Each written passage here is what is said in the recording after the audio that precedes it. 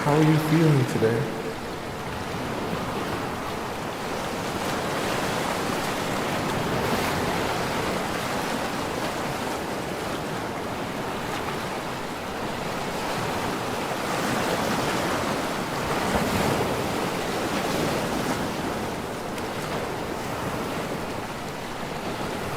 Do you feel fulfilled in life?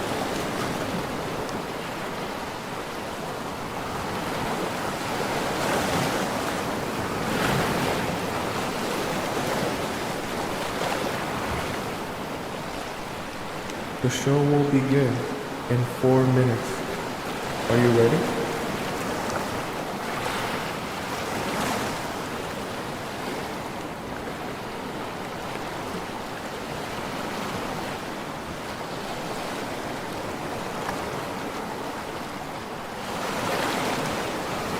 When was the last time you felt betrayed?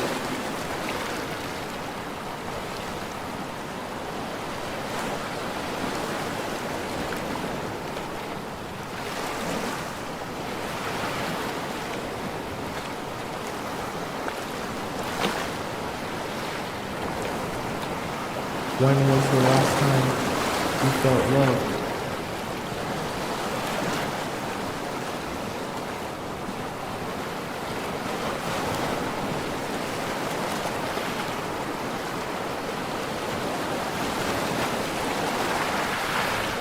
The show will begin in 3 minutes.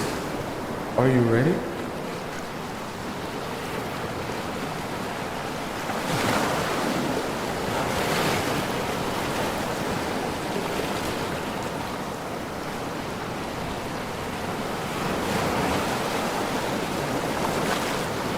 What did it feel like to be in love?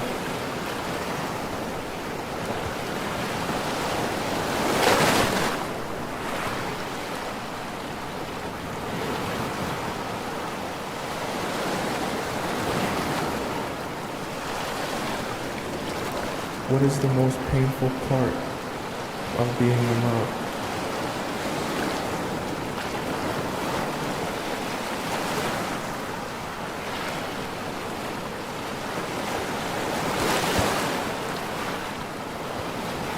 The show will begin in 2 minutes. Are you ready?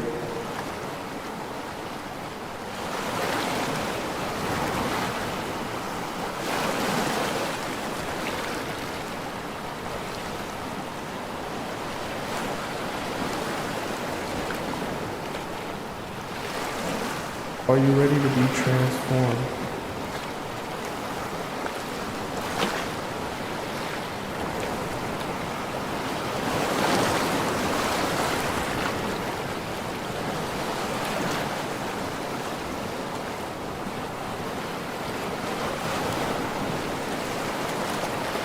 Are you ready to make a change?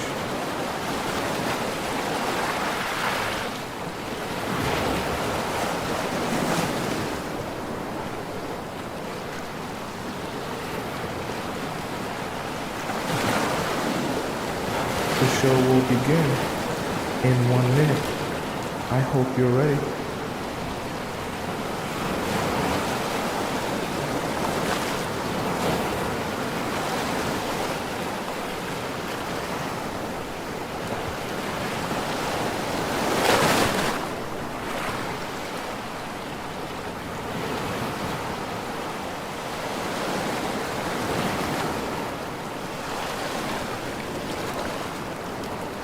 The show will begin in exactly 30 seconds. Get ready.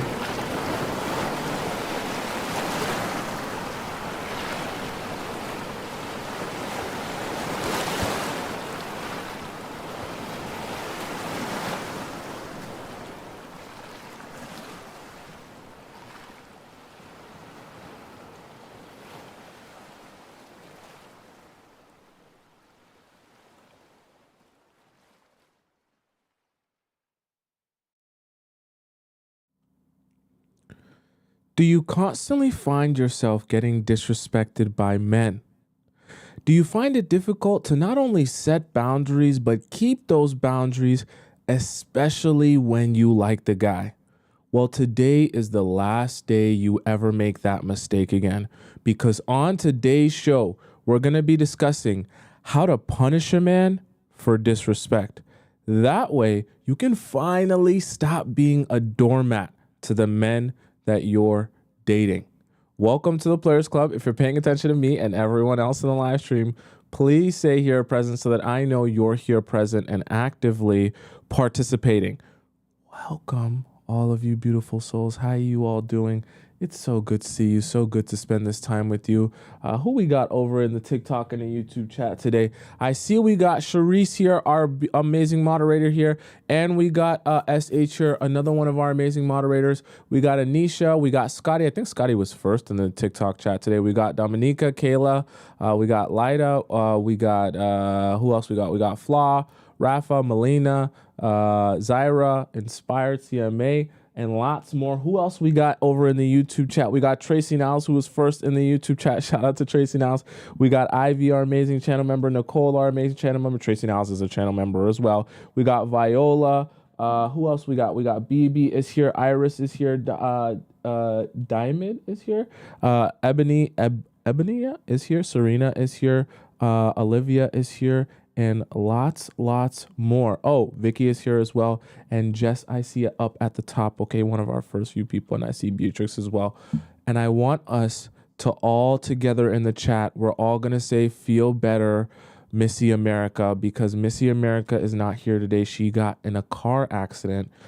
She's doing well, guys, but that's why she's not here to hold down our YouTube chat as our moderator. So let's all say, feel better, Missy America, because she's going to watch this over at a different time. And I want you guys to know that we're all rooting for her to do better and feel better, okay?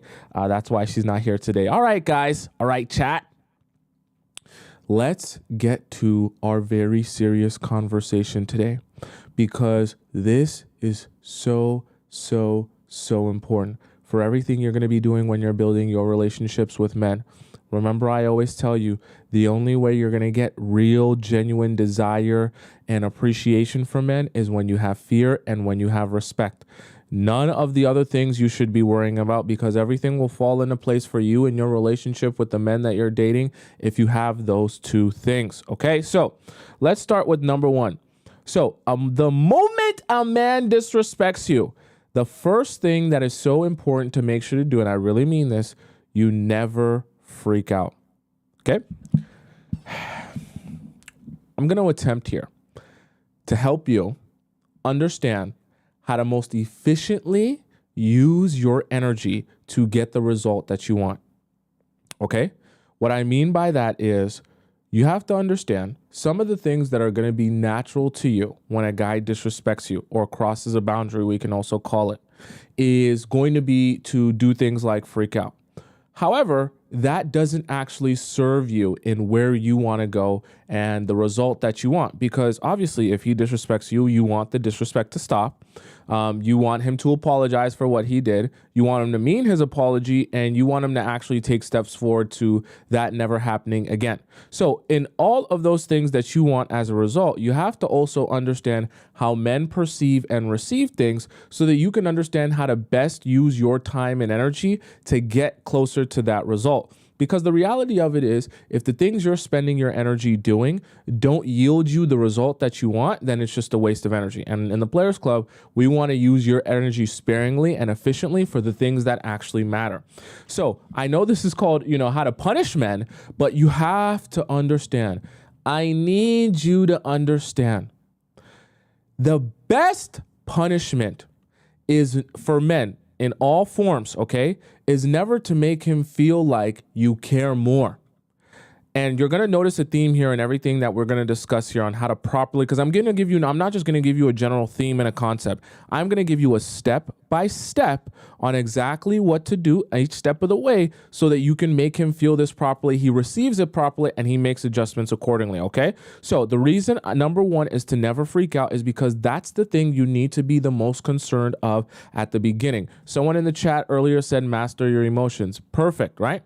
We want you to become a master of your emotions because you need to understand that to get what you want, sometimes you're going to have to put to the side what you're feeling in that current moment and not allow your emotions to control you, and you control your emotions so you get the result that you want in the end. The reason I don't want you to freak out is because you are not actually going to be punishing a man when he sees how bothered you are by his behavior, by his actions, or by his disrespect. I know it sounds very counterintuitive. Tomisin, so you're telling me I shouldn't flip out and be angry as he made me, or, meet that disrespect that he gave me with a bunch of yelling and cursing so that he can see that I'm really upset and I'm really bothered. I mean, I feel like that's a proper, clear communication of my feelings. Wouldn't that mean that really clear, amazing communication is for me to react and respond and go crazy and freak out just like he, disrespected me? No. In fact, it's actually the opposite. And this is where I play a role in your life in helping kind of undo the ways that you think men are receiving you, to help you better understand how men are actually receiving you so that you can do the things necessary that they do what you want. Okay. So I say that to say, when you freak out and when men disrespect you and you lose control, right? And you lose control of your emotions. What you're thinking that you're conveying to him and you're showing him is that, hey, this really upsets me. I'm really annoyed. I'm really bothered. I'm really sad. I'm really angry. So now that I express my anger and my upsetness, you should be able to see how angry and upset I am. And you should immediately want to fix the situation and do better and do right by me and never have this happen again, right? Of course, it's natural for you to make that assumption. Hey, if I freak out, then he's going to see I'm freaking out and I'm upset and he's going to want to fix it. But in reality, when men see that, all they think to themselves is, oh, wow, she really does care. Wow. I really am able to push her buttons and affect her. Wow, I'm really able to take her on a spiral loop here. And actually, it becomes, as weird and as strange as this sounds, it becomes like an example of his power and control over you. That doing one single thing, pushing one small button, can send you down a spiral loop that you lose control. Now you're bawling. Now you're going crazy. Now you're all over the place because you want to know what that tells men. Oh, she's attached to me. Oh, she cares about me. Oh, she really wants me and wants to be with me and be in this relationship, which is why she's so bothered by everything that I do. You see, guys are used to being with women that they lose control. See, this is a really funny thing. If I'm a man, you guys have heard the term being dickmatized before. If you guys are not familiar with that term, the terminology just speaks to when you lay some really good schlong on a woman, that you lay it so well she loses her mind. All of a sudden, that girl's going crazy about you, yelling at you, screaming at you, chasing you around everywhere because you laid it down so good on her. So if you're thinking in your mind, oh, when she's dickmatized, she's going to be going crazy, yelling, screaming, doing all this extra stuff because I laid it down so crazy on her, how do you think subconsciously men are receiving you when you're going crazy on them? They're seeing it not as, oh, let me fix whatever it is, the issue that it is. They're saying, damn, I did lay it down on her crazy, huh? I got that 90-second schlong. That was the best minute and a half of her life. I was piping her out crazy. She probably blacked out. She probably came so hard. I'm really like the man type-ish. I ain't know I had it like that. And I really mean that. Okay, I really mean that. You don't understand what you're actually doing for a man's ego when you show him how attached you are to him and how easily he can send you down a spiral, okay? So I say that to say the reason that I never want you to freak out is because that's the actual punishment for the men. Because they're anticipating that their long schlong has penetrated you so deeply, it's actually touched your soul, okay? It's went past your stomach, past your intestines, and actually started to touch your spirit and your soul. And they assume that that would be the appropriate response if they're laying it down on you that amazing. If they're that manly and amazing of a man, you'll be so attached to them by anytime they do something that gets you upset, you're going to be thrown for a loop. So if that's the case, then the actual punishment to them that they receive from you is for you to not freak out. Because when they disrespect you, they're not idiots, okay? They might be a little bit emotionally stunted, but they're not idiots. So when they disrespect you and they know they've disrespected you, and then they see you give no response, and then they see you specifically not freak out, now they're starting to question, well, wait a second. Why are you detached from this situation? Why are you not freaking out on me? Why are you not going crazy? You see, one of the things that I want you to understand in the Players Club, and that will be so powerful, we can call it manipulation if we want. At the end of the day, you're going to get what you want. One of the things that I want you to understand is love and hate actually feel quite the same. Even though we think that they're opposite emotions, they're not. Okay, they're actually made of the same emotion because you give attention to love and hate the same way. And so a lot of times it ends up feeling the same. What you need to understand is the actual opposite of love, like Fu said, right, in the chat, the actual opposite of love is indifference. Because when I'm indifferent to you and I just essentially don't care about anything you do, say, how you act, whatever it is, I just don't care. You don't matter to me. That's actually the opposite of love. Because in love and in hate, you need to give attention to those things to love it or to hate it. But when you're indifferent to it, you don't give it any attention. You don't pay it any mind. It just doesn't matter to you or exist in your vicinity. It doesn't affect you. And that is the scariest, most painful thing for men to experience is indifference from you. Not that you hate them, not that you're so angry with them or upset with them. It's that you genuinely don't care. You just don't care. It doesn't matter to you what he's doing.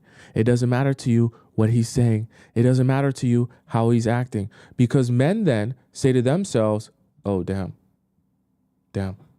I must have really messed up. Okay? And when they say to themselves, I must have really messed up, they start saying, maybe I have some things to fix here. Maybe I have some things to adjust here. Maybe I should, take a chill pill or figure out why it is that this girl doesn't seem to care that much about me. Have I done something wrong? Did I offend her? And you see, it's funny. You can send men down a spiral themselves when you start showing them indifference. So the first thing you need to be doing is to be, hold on, let me, since Missy America's not here, let me just quickly, let's see here. Right. So very important for you guys to understand that you guys don't make the mistake of freaking out on men so that they now realize how much power they have over you. Okay. Kenya says, wow, I'm so angry right now. This is a breakthrough. It's good. Part of joining the Players Club is realizing, sometimes the ways that you are going about things or your relationships is leading to why you are seeing particular results. Okay. Right.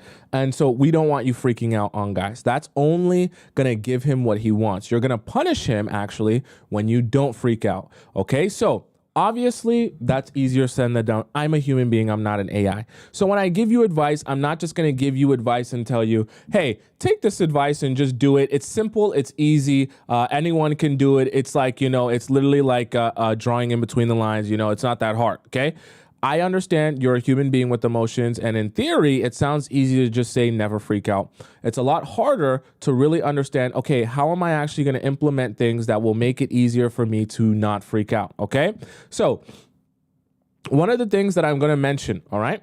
Someone says, did I give him power by reacting? Yes. Whenever you react or respond, you're giving him power by doing that. If you actually want to punish him, you give him no response. Now, that doesn't mean, like I was just saying, it doesn't mean that you don't have the emotion. But what I want you to do is to be strategic about having your emotion not in front of him, but away from him, that he doesn't see that you're bothered about it, because you're obviously not going to stop yourself from having the emotion.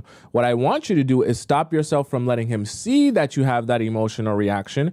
That way he doesn't get the ego boost of feeling like you're bothered, okay? So I'm also going to give you strategy on how to punish him while also staying unbothered, okay? So number one was to never freak out. Now, number two, see, here's the thing. Number two is I want you to shift your energy, okay? In the Players Club, we talk a lot about energy and spirituality and emotions. The reality of it is you're never going to be able to not feel things. That's just an unrealistic thing for me to say to you and tell you to do. Hey, just stop feeling things. Yeah, you're a woman, but I just, if you want to be evolved then and have great relationships, just stop feeling emotion. That's ridiculous, okay? So what I actually want from you is to take the energy and the emotion that you're going to feel towards him when he disrespects you or crosses a boundary of yours. And I want you to shift that energy into a different place in your life, okay? I know this kind of sounds strange, but what I want to do is I want to give you a strategy that not only allows you to punish him, but actually makes it possible for you to punish him because you're not losing your marbles, okay? So the reason that I want you to shift your energy here is because I want you to stay in control. Stay in control of you, stay in control of your emotions. And I don't want you to feel like if you can't express how you feel to him, that you're like bubbling to the surface and you're about to blow up, right? So what needs to happen is you need to find something, some sort of outlet for you that anytime you need it, anytime you want it, it is always available for you to turn to and use as an outlet to get rid of emotion. Now, this is where you're going to have to start identifying what's the best version of this for you, because for everyone, it's going to be slightly different. For some people, you might be a workout warrior. So for you, it might be the gym. Maybe when you go to the gym and do a crazy heavy set, that pain that you feel, the lactic acid in your thighs, you're like, I hate that guy. I'm going to kill this set, okay? And that might be what works for you. For some people who are maybe a little bit more artsy, they might make music. So you might go straight to the studio, or if you have a home studio, you might start writing a song, or if you have a guitar, you might start making a song on your guitar, a love song just to get out, and you use your lyrics to get out all of the emotion and all of the feeling. For some of you who might be creative, maybe you write. I seen someone say yoga, right? Whatever it is, singing, like I mentioned, journaling for some of you, right? Maybe playing basketball. Maybe you like to play basketball. Whatever it is for you, this is where you have to start looking inward and exploring yourself and what your interests are so that you can find what your outlet is, okay? And that outlet should be available to you anytime that you need it, okay? Someone said, what about tarot? Well, that's not real. Like, how is that an outlet, right? The cards, I guess you're just interacting with them. But if it helps you feel better, sure. The thing is, I just want you to find an outlet, something that you can shift your energy and focus on that actually requires energy and focus for you to do it. Okay. That's the most important thing. I don't want your outlet to be, hey, when I'm sad, I just watch sad movies. Okay. That's not a real outlet, because when you're watching the sad movies, half your mind can be on the guy. You understand what I'm saying? I don't want your outlet to be, hey, when I'm sad, I scroll through TikTok, because that's not really a proper outlet. Half your mind can be on something else. We want your outlets to be something that requires focus and attention. We don't want your outlets to be something that can, like Vicky just said, we don't want outlets to be something that can feed delusion. And we also don't want outlets that can just be something that you passively consume without actually having to think or do something. So even if you say, hey, when I get stressed out, Tomisin, I like to listen to you. I want you to listen to me while you go do an activity. Okay? Not just listen to me passively, hoping that I will get your mind off things. Because the reality of it is, even as I'm talking, if you're not doing something to activate your brain in a way that requires actual action and focus, automatically your focus is going to be shifting on that guy or that whatever, and you're not going to be able to actually express or shift that energy into whatever it is that you're doing. Okay? So what I want for you to do is to find your outlet if you don't have that. And if you have your outlet and you know what that is, then I want you to always have that in your back pocket. See, this is one of the most important parts of dating, because we need you to be grounded before you go into dating men. If you're not, you're going to freak out anytime something goes wrong in your relationship. Anytime he disrespects you, anytime you guys are in a fight or in an argument, you're not going to have anything to fall back on that reminds you that you're here, you're present, and you're just on a floating rock in space, okay? We need you to have a lot of those things that remind you you're just on a floating rock in second space that you don't freak out at every single little thing. Because I promise you, the men will be more attracted to you and more inclined to meet you at your expectations when you're grounded and you're not shifted or moved by anything that he's doing, okay? I want you to understand this. So we are shifting your energy into whatever that activity is that you're going to be falling back on whenever he disrespects you. Because the reason I want you doing this is because you're bunkering down, okay? We're bunkering down here for a war, because when he disrespects you, it's wartime. And when I say wartime, it's a war of patience. Remember, you don't want to freak out. And you don't want to show him that, you know, you care so much that, oh my God, this requires all my attention and focus, and I'm going to be super upset and you push my buttons and I'm going to go crazy. No. This is a war now of patience, where you're going to show him indifference for as long as required for him to come to his own realizations that he wants to fix this. Because the best way to get something out of a man is not to force him or hold a gun to his head to fix it. It's for him to come to his own realization that he needs to fix something and then come to you asking you on how he should fix it, or already knowing how to fix it. All right. So this is so important, okay, right? For you to do. So you're never going to freak out, number one. Number two, you're going to shift your energy into whatever area in your life that requires your focus, that can be an outlet of emotion to you. So anything that you do that requires focus and energy, that after you do it, you say to yourself, damn, okay, I feel better. That is one of those outlets, okay? And remember, it should be something that actually requires focus that you can't just do passively. Watching Netflix is not it. Listening to music is not it, okay? Sitting back and just, watching a random show, that's not it, okay? It has to require actual focus and energy to do. It can't just be something you can do passively. Does that make sense so far? Okay? Thank you so much to Miss Amy, who donates $10 in our YouTube chat. She says, need to learn this. It's okay. We're all learning. And this is part of why I exist in your life. Okay. So, right. You want to be shifting your energy. Okay. You need to be grounded, because the reality of it is, no matter what you guys are going to disagree at some point. And sometimes he might cross small or big boundaries of yours. So you need to have a plan in place that's going to keep you grounded and keep you in the right space, so that the guys can be coming to you when they're ready to apologize and fix things, not you begging for them to fix things or do things for you. Okay, we don't want that. All right. Rogue said some of us eat till our backs get big. No. We also don't want that. We want something that both can benefit you, right?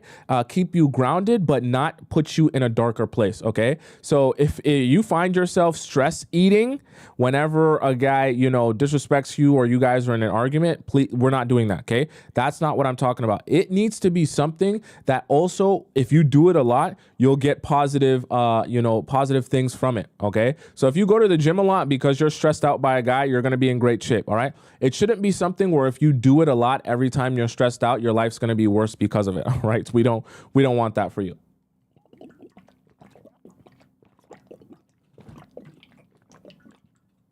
Oh, I'm so thirsty. I get so thirsty talking to you guys. I actually think I drink more water talking to you guys than anything. If I didn't, I probably wouldn't drink as much water. Okay, so it's good for me all around. Now, let's go into number 3. So number 1 was to never freak out. Number 2, shift your energy. Now, remember, like I said, this is a war of patience, because you need to be patient and indifferent so that the men can come to their own realization and they can approach you when they're ready, if they ever get ready, because that's where you're going to see the best results. So number 3 is for you to wait it out. This is very painful. And I know it's very painful, which is why I told you to shift your energy. Because I know waiting it out sounds easy in theory, but if I tell you to wait it out and I don't give you a strategy on how to do that efficiently and properly without going crazy, then I'm not really helping you. So what you need to do is you need to wait it out with an understanding of what's to come and what you're trying to accomplish here, okay? So when you're waiting it out, you need to know why you're even here waiting it out. When a guy disrespects you, and I really want you paying attention here, this is what we're going to call stop pooping time. If you're on the toilet pooping, you snip off that last piece of poop. And if you're in your bed with your hand in your pants, you take your hand out of your pants. I'm not sure why your hand's in your pants watching me. Anyways, I want you paying attention now. You need to wait it out. You're here for a reason. The reason that you're here waiting it out is because when a guy disrespects you, it's very, very, very important that he realizes himself he has done something wrong. And he realizes that because you have withdrawn from him. When you withdraw from him, he begins to ask himself questions. This is the process that needs to happen. He needs to ask himself questions. Why has she withdrawn from me? What did I do? What did I say? How did I treat her that has led to her withdrawing from me? He needs to go through this process himself of deciphering, oh, I must have done something wrong. I must have disrespected her or crossed a boundary of hers. Now that I know that I've done something wrong, let me think to what might be the thing upsetting her. What did I say? What did I do? What boundary did I cross? I guarantee you 99% of the time, men, when given the space to know the ways that they disrespected you, can actually understand the ways that they disrespected you. The only reason you feel like men aren't capable of understanding or knowing that is because you spent too much time babying them that you don't believe they're smart or intelligent enough to see that. I promise you, any guy that you're dating that is getting to know you and learning you is smart enough to realize when you withdraw from him. If someone held a gun to his head, he could probably tell you why you withdrawn from him, okay? So I say that to say you need to stop babying men. You need to wait it out and understand when the process goes through as it's supposed to. And if he actually has intention of building with you, he will come to the realization, I have done something wrong. And 99% of the time, he'll be able to figure out what that thing is. Excuse me. Which is why he'll come to you on bended knee or with a boombox outside of your window, apologizing for what he's done and ready to make a change or make an adjustment. Then and only then is when you're going to be able to actually get change from him. Okay. But we're going to get there eventually. But I want you to understand why you're here waiting it out in the first place. Okay. We don't want you sitting here saying, I'm here, Tomisin, and I'm waiting it out and I'm being patient. But what am I really being patient for? You're being patient for the process for him to go through, that he comes to his own realization, that he will eventually come to you ready to apologize and make adjustments for you. Because the reality of it is, remember where I talked about how men receive things? They're never going to properly receive the necessity of change if you don't show him, if he doesn't see within himself and his relationship that change is necessary. Because remember, guys are perceiving from you love and hate the same way because it's both attention. Okay? So when you're super upset and you're super angry and you're bawling your eyes out and you're going crazy on him, yelling at him, cussing at him, he takes that the same way as when you're telling him how much you love him, appreciate him, and showing him affection, because it's the same attention. Now, like I said before, the opposite of love is actually indifference. So when you're indifferent to him, when you withdraw from him, then he actually has space to say, what have I done wrong? What did I say? What did I do? How did I act? What mistake did I make? And you want him to be in that state where his wheels are turning, thinking of, I think I need to make an adjustment here. Remember in yesterday's show, if you guys didn't watch yesterday's show, you should, because it's a great show. In yesterday's show, I talked to you guys about dog treats. Not that dogs are men, depending on which guy you're with. But what I want you to understand is similar with dogs. Dogs aren't associating good behavior with, hey, I should be a good dog because my owner will be happy, so that's why I'm a good dog. What happens is when you train a dog, you get the dog to associate something that the dog actually cares about with good behavior. So dogs care the most about food and treats. So you give your dog treats when he has good behavior. Vice versa, your dog does not get any treats when they exhibit bad behavior or behavior that you're not fond of. So the dog understands, if I'm attached to treats and I want more treats and this type of behavior gets me more treats, I continue doing this type of behavior. And so you're getting good behavior from the dog by understanding how the dog receives, and you meet the dog where the dog is and give that dog what that dog understands. And then you get out of that dog good behavior because you understand what the dog understands, and the dog understands food. They don't understand English. They don't understand be a good dog because that gives me less stress. Okay. So I say that to say it's the same thing with your men. You're waiting it out because you need to know that when you're giving them indifference, that's the only way that those men associate bad behavior that I should stop doing and I should probably fix and apologize or make adjustments for. That's the only time they can actually absorb that's bad behavior, when you're indifferent to them. So you're showing them you get indifference from me if you have bad behavior. And remember, like I said, the opposite of love is indifference, not hate. So when you give them a feeling that doesn't feel good, oh, she doesn't care about me. Oh, she doesn't think about me. Oh, she doesn't want me. She's not bothered by me. Maybe I'm not laying it down on her. Maybe she's not stigmatized by me. Maybe she's ready to move on. All of those are negative feelings and negative emotions for them, right? So they're receiving that as I'm not doing a good job or something's wrong here. That's good. You want him to receive that as something's wrong here. That way, anytime that behavior presents itself, he's already associating that behavior with I'm going to get indifference from her if I do this thing wrong. Okay? And you want your man associating good behavior with appreciation and a dog treat, and you want him associating bad behavior with indifference and withdrawal from you. Okay? So this is why you're waiting this whole situation out. You are trying to build within him this understanding that you're not going to be present in his life in the capacity that he enjoys, and he's not going to get attention from you like a dog loves attention, a guy loves attention too. He's not going to get attention from you, whether it's hate or love, if he's not going to show up for you like he should be. Okay?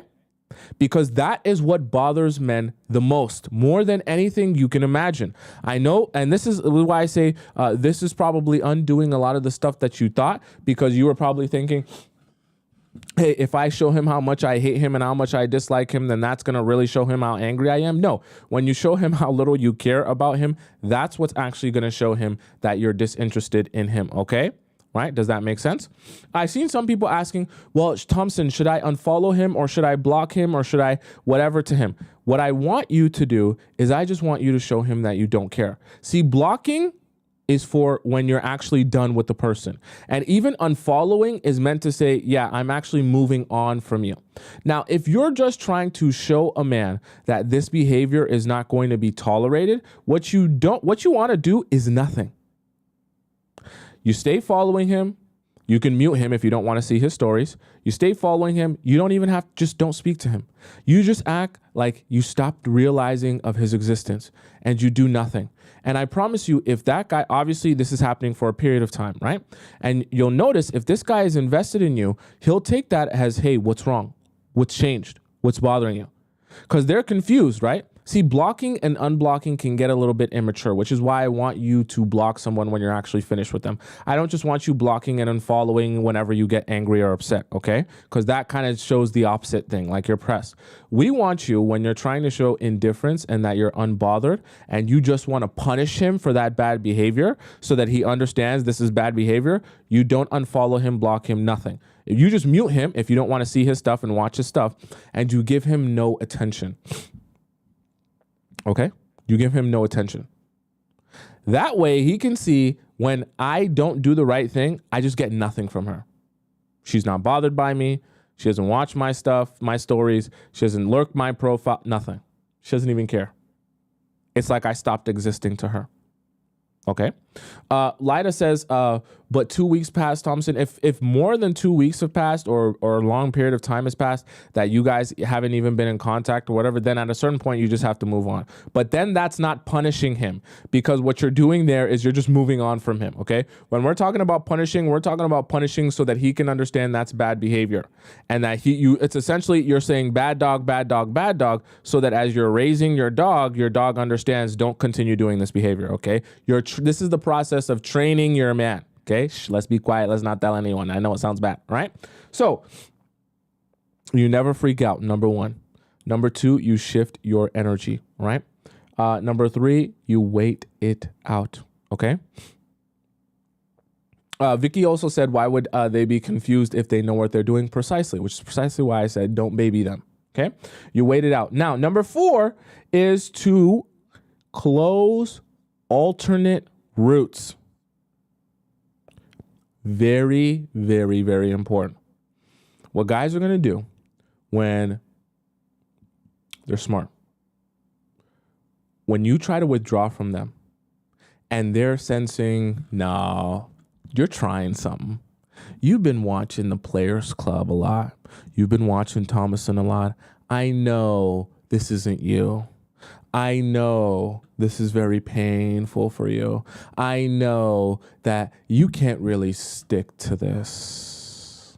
So what I'm going to do, instead of coming to you with the boombox, ready to apologize to you, I'm going to do something that will make you break from the stance that you've been taking.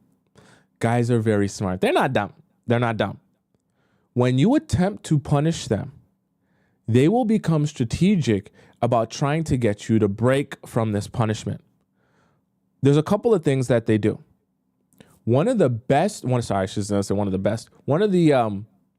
hardest things that you're going to face when you try to punish a man, he's going to do this.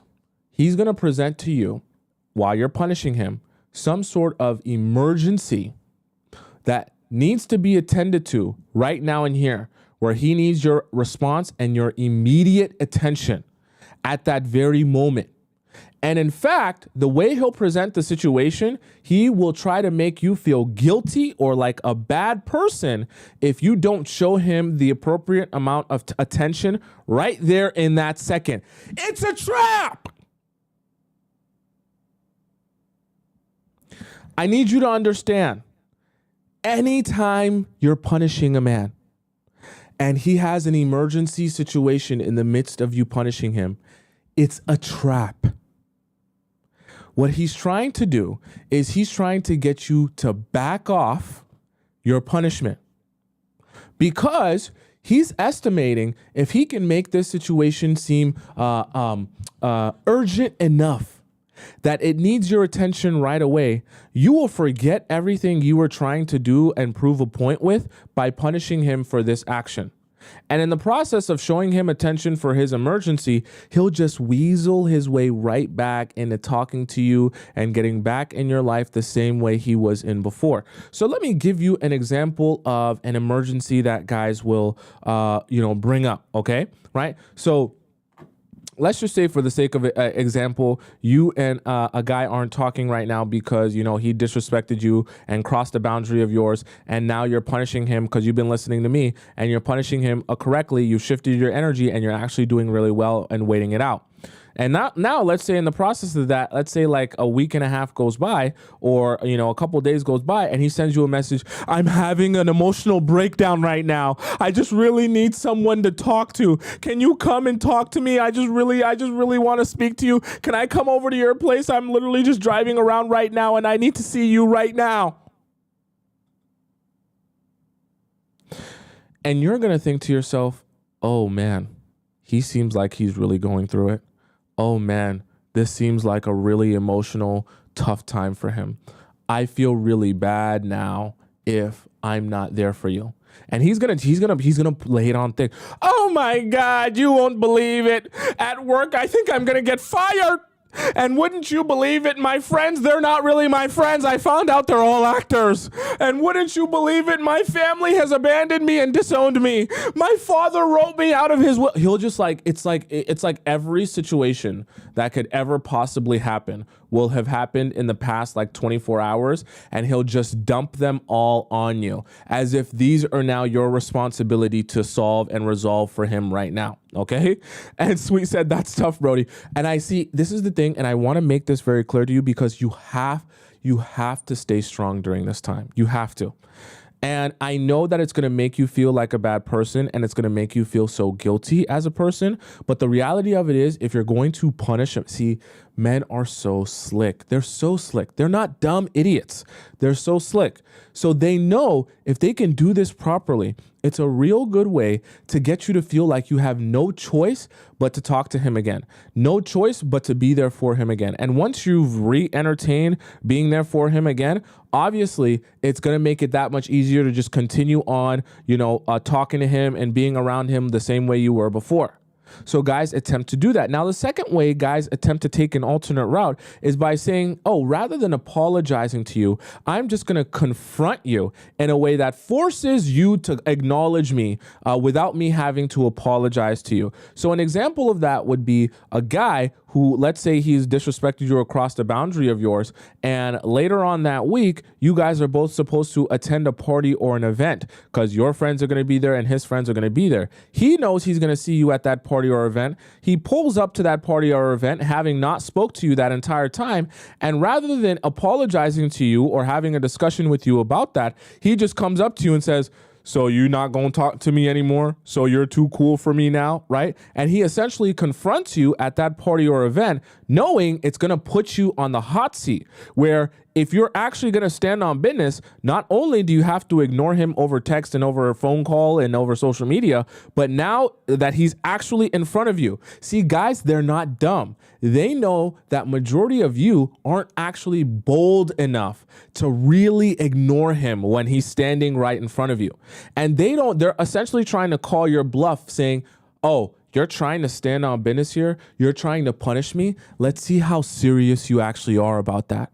Because they're thinking in their mind, if I come up to you and I start having a conversation with you, or I acknowledge you or give you a hug or whatever, you wouldn't dare. You don't have the audacity to ignore me when I'm actually in front of you. You just can't. You can't do it. You can't stomach it. You like me too much.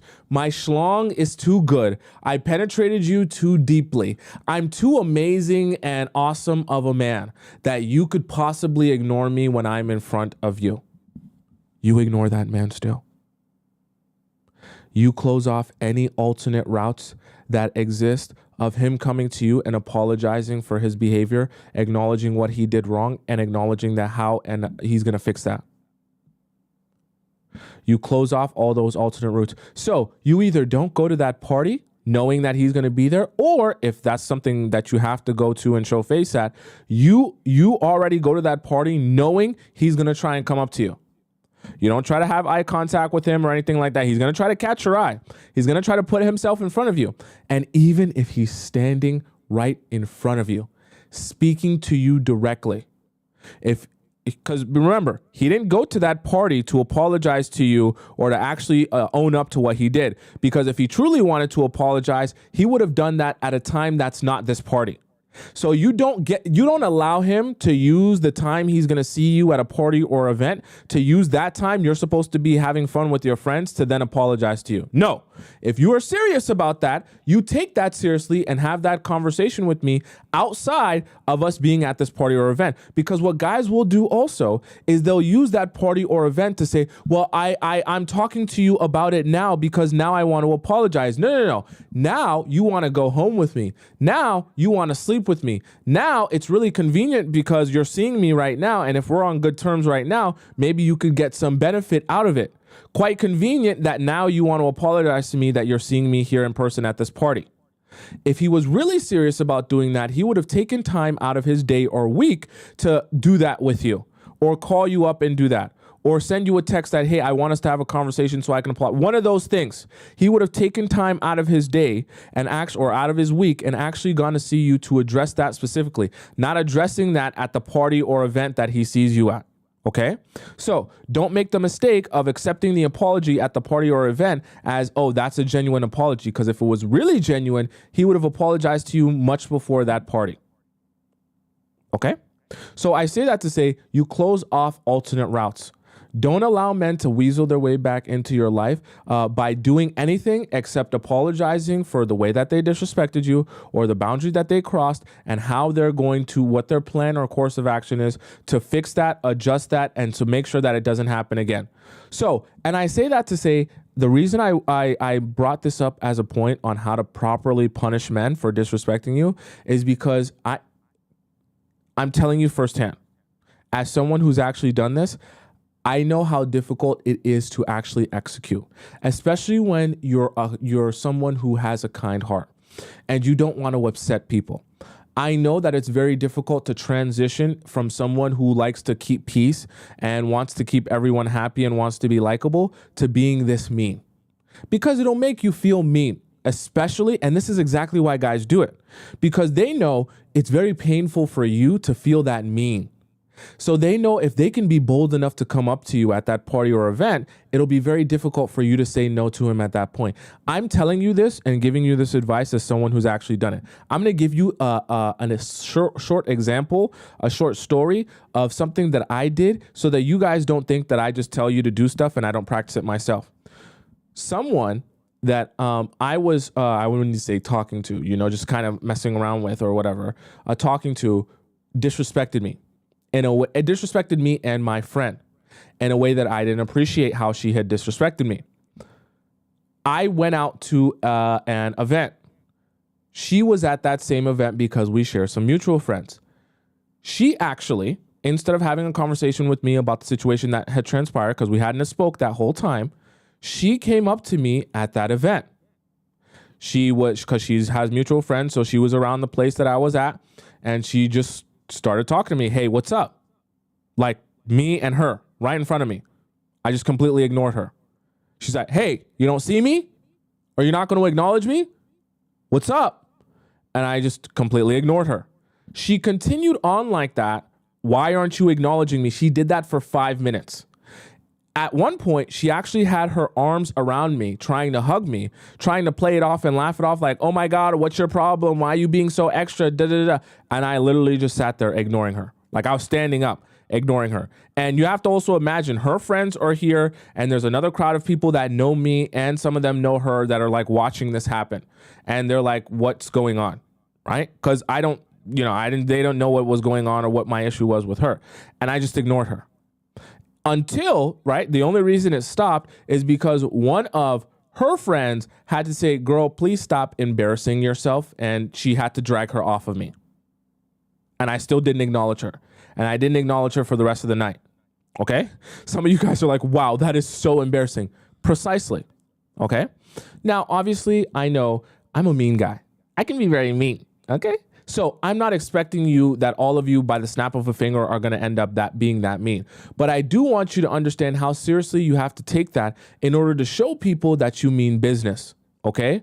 Because guys, just a girl, in that case, it was a girl, but guys also will be that bold to think that, hey, if you have a problem with me, it's not that big a deal. It's not that serious. If I see you out and about, or we're together, I can come up to you, we can chat, and it'll be like nothing ever happened. No. You have to take your respect and your standards seriously, that if someone is not apologizing to you or actually making an effort to make a change, you're not going to acknowledge them or just, oh, we'll just be cool for the sake of being cool. No. You don't need more friends. You have a lot of friends. Okay. Everyone loves you. Everyone wants to be your friend. So you don't need more friends, and you don't need to keep the peace by being friends with people who can't treat you properly. Okay. Or being acquainted with people who can't treat you properly. It's just very simple for you. Right? And you have to be that cutthroat with the way that you approach things, especially the way that you approach guys, and allow guys to approach you, right? It's either they respect you or they're not in your life. Because remember, the only two things you're seeking out from guys is you want them to respect you and fear you. And when I say fear you, I just mean fear that if they don't treat you the right way, that you will gladly walk away from this relationship. That's how you set men straight, and that's how you get them to give you princess treatment, okay? It's not by, begging for it, and it's not by being needy for it. It's by having them respect you and fear that if they don't respect you and treat you the right way, that you will walk away. Okay, that's the only time guys actually end up treating you like you have some value. Okay, let me go into some other donations here in our YouTube chat. Okay, Nina, who became a pro player. Thank you, Nina, as becoming one of our channel members. Joanna, I think it's, Joanna donates $20 in our YouTube chat. She says, what if he's an expert at abstaining and ignoring others, but I want to be with him? Here's the thing. There comes a point. So we're talking about how to punish a man when he disrespects you. And here's the thing, Joanna, and I want all of you to understand this. If he disrespects you, he's not dumb. So he knows that he's disrespected you. So if he's an expert at ignoring others and he doesn't want to speak to you when he knows he's disrespected you, that is just a stance of defiance. And you can't be in a relationship with a man who is that defiant. Meaning that if he disrespects you simply because he's a master at ignoring people and he doesn't want to apologize for anything, that guy has an ego problem. Meaning that even when he wrongs people, he just can't be bothered to apologize for the ways that he's wronged people. You can't do anything with those type of guys, because how are you ever supposed to build a relationship where, you know, if he wrongs you, then he apologizes for it and you guys are able to move forward when he never is able to apologize for stuff. So also recognize that when you punish a guy, if his response to you when you punish him is, oh, well, I'm just never going to speak to you again, then you know that you weren't even building with a man that you could possibly build a long-term relationship with. Because if he wrongs you and he's not even willing to apologize to you when you wrong him, when he wrongs you, then what are you supposed to do? Every time he wrongs you, you apologize to him? Every time he wrongs you, you just say okay and take it? How is that at all sustainable? So recognize that this is meant to work in a particular way, because this is supposed to represent how a guy that you're going to be able to build a sustainable relationship with will respond to you. Now, the guys that don't respond to you in the way that I'm describing here are guys you wouldn't even be able to build a sustainable relationship with. Because if a guy wrongs you and he can't apologize for wronging you, that's not going to be a sustainable relationship anyways. So don't even bother yourself wasting your time with those guys in the first place. Does that make sense to you all, right? And Joanna as well. I hope it does, right?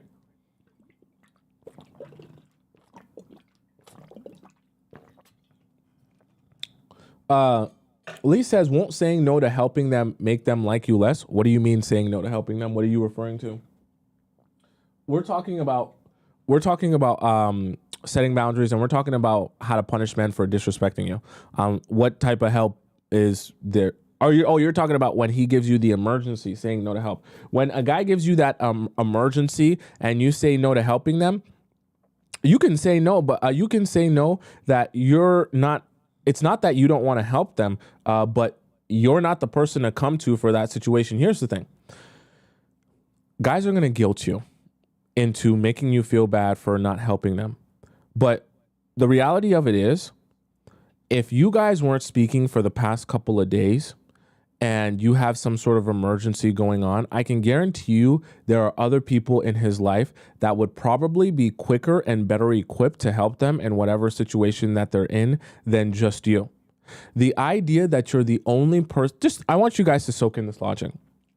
Think about this logically. If you're the only person in their life that could possibly help them with this situation, like literally the only person, not a family member, not a friend, not the ambulance, not 911, not a police officer, not a firefighter. You're the only one that can help them in their entire life. Quite strange that they need you that badly, but when they disrespect you, they're not ready to immediately apologize for their disrespect. And they're not like, wait, I want you in my life, so I can't go days without talking to you. I can't go days with ignoring you. I can't have us be in no contact for this long. Do you see how that doesn't really make sense and line up? If you're that much of a crazy factor in his life, why is he finding it so difficult? Because remember, if that's happening because he's disrespected you and you're in the process of punishing him for that disrespect. Meaning that he hasn't yet come to you and apologized for the ways that he's disrespected you. So if he has too much pride that he doesn't want to apologize to you for the disrespect, but all of a sudden now that he needs help, you're the only person in his life that ever, he can even turn to for anything. Why was he so comfortable with having the only person in his life that he can turn to for anything, disrespecting them and not trying to fix that situation as soon as it happens? Do you see how that doesn't really make sense? If you're that important in his life and, there's no one else to turn to, then he probably should have treated you that way when it came to disrespecting you and you guys not speaking because of the disrespect. Quite convenient that now that he needs you, you're the only person in his life that can tend to his needs and he has no one else to turn to. I can assure you, for majority of guys that present to you this emergency situation, I need someone to talk to. You can talk to your mom, talk to your best friend. What about all those guys? You go out and get drunk with your boys every weekend. They can't help you with nothing? They can't help you with money problems? You guys spend a hell of money on alcohol and bottles and booths. You guys, they can't help you to talk to you about anything. You guys sit around and talk about video games and sports all day. They can't help you with nothing. They can't take you nowhere. They can't give you advice on anything. Your mother, your father, if your father's in your life, your brother, your sister, none of them you can turn to talk about anything. It's ridiculous. It's ridiculous. Don't fall for it. It's ridiculous, okay? Don't let people convince you that, oh my God, I have no one else to turn to. Great. If you had no one else to turn to, you wouldn't have spent 2 weeks not speaking to me. So what was happening in the 2 weeks you weren't speaking to me? You had someone to turn to then. When it's time to jackrabbit yourself inside of other girls, you have mad people to turn to. When it's time to go out to the club, you have hella people to turn to. When it's time to do nefarious stuff, they have hella people to turn to. When it's time to act like a horrible partner, you have hella people to turn to and blame stuff on.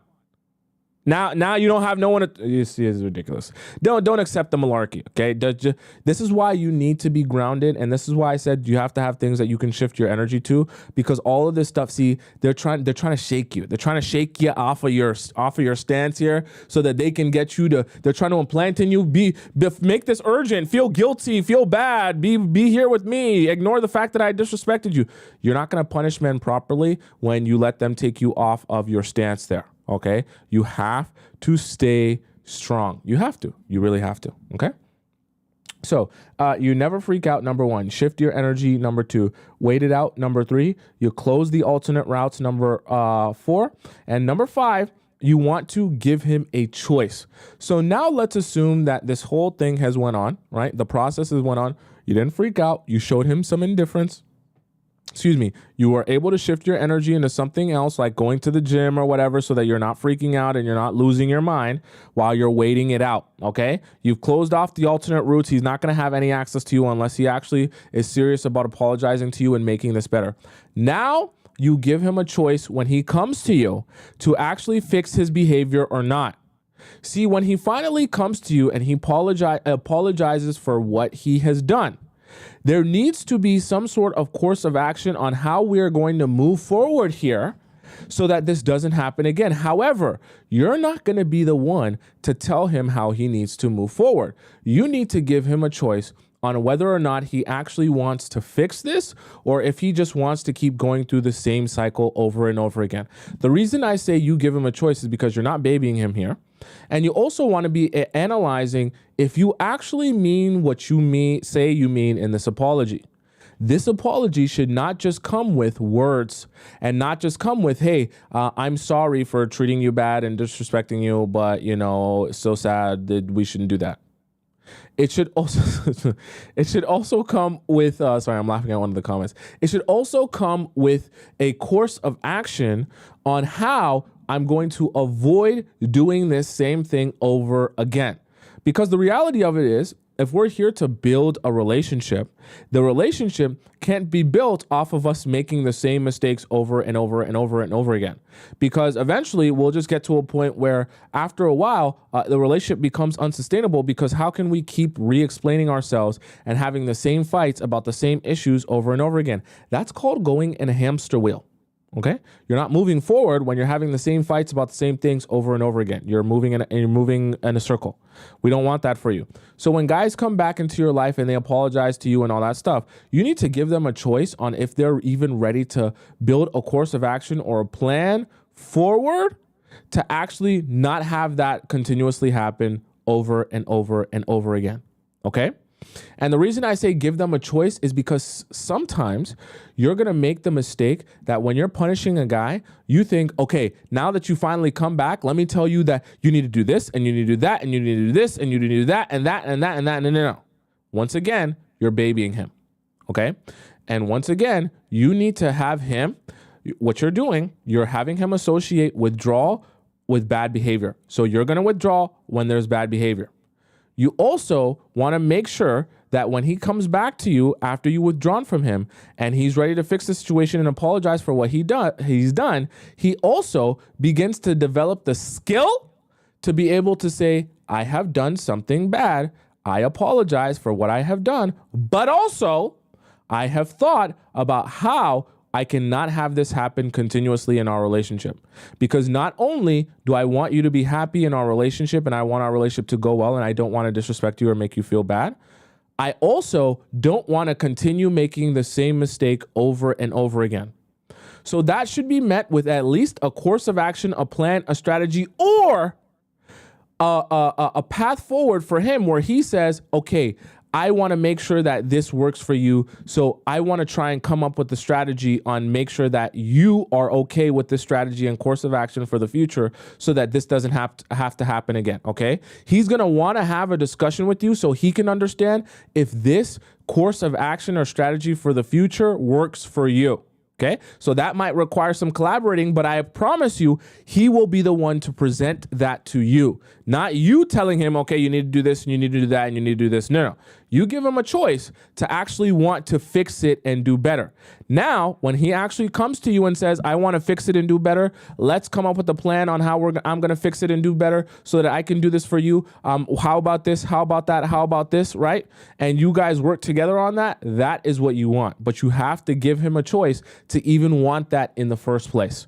Because the reality of it is when you punish a guy for disrespect and he comes back to you, he needs to come back to you ready to apologize for the disrespect, but also ready to not continue to disrespect you that same way over and over again. Okay. And you're never going to do that by begging. You're never going to do that by pleading. You're never going to do that by screaming, because guys only are affected and receive it seriously when it's indifference. I wish I could play you guys an amazing video where this girl goes, yeah, I just stopped caring. And then the guy goes, yeah, as soon as you stop, it's like a couple on a couple's podcast. And he's like, as soon as you stop caring, I started thinking you were cheating on me. See, because guys, when you hate them and you yell and you scream, they just take that as love. It doesn't even feel different to them. So they're not even thinking that there's anything wrong. It's funny. It's almost like you're giving them a dog treat when you yell and you scream like that, right? Because they don't understand the difference between love and hate like that. What they understand is indifference. That is the one that really scares them, because they say to themselves, a girl cannot be indifferent to me unless she's either cheating on me and she's attached to another guy, or she's completely withdrawn herself from this relationship. That is really, really scary to men. That's when they start thinking, oh boy, let me do something different here. Let me adjust my behavior here. Okay. That's when they start getting their ears perked up and they start thinking about how they can change or adjust some things. All right. Does that make sense? Now, do you guys have any questions about the 5 that we discussed here? So a never freak out was number 1, shift your energy number 2, wait it out number 3, close alternative routes number 4, and give him a choice number 5. Okay. Cashley says they like when you're upset because it means you're in your emotions. Precisely. And they perceive that as, oh, you care a lot. You want me a lot, and you probably care that much, and you're so attached to me because my big long schlong has dematized you. You're dickmatized, so now that you're dickmatized, I'm the most amazing man on this earth. The way I jackrabbit myself inside of you for 90 seconds really changed your life. Right? I'm telling you, it's an ego boost when you do that. If you really want to show him that he needs to make a change, you show him indifference and get good at showing guys indifference when you don't like the way that they're acting. Okay. Remember how I told you guys to give them positive reinforcement when you're giving them princess treatment? You show them indifference when they're treating you how you don't want to be treated, or they're doing things like disrespecting you or crossing your boundaries. Okay. Right.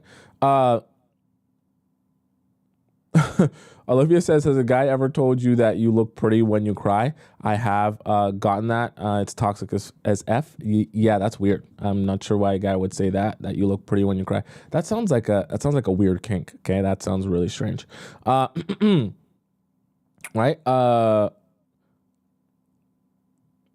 Lida says, I'm afraid of unfollowing him because, let me see.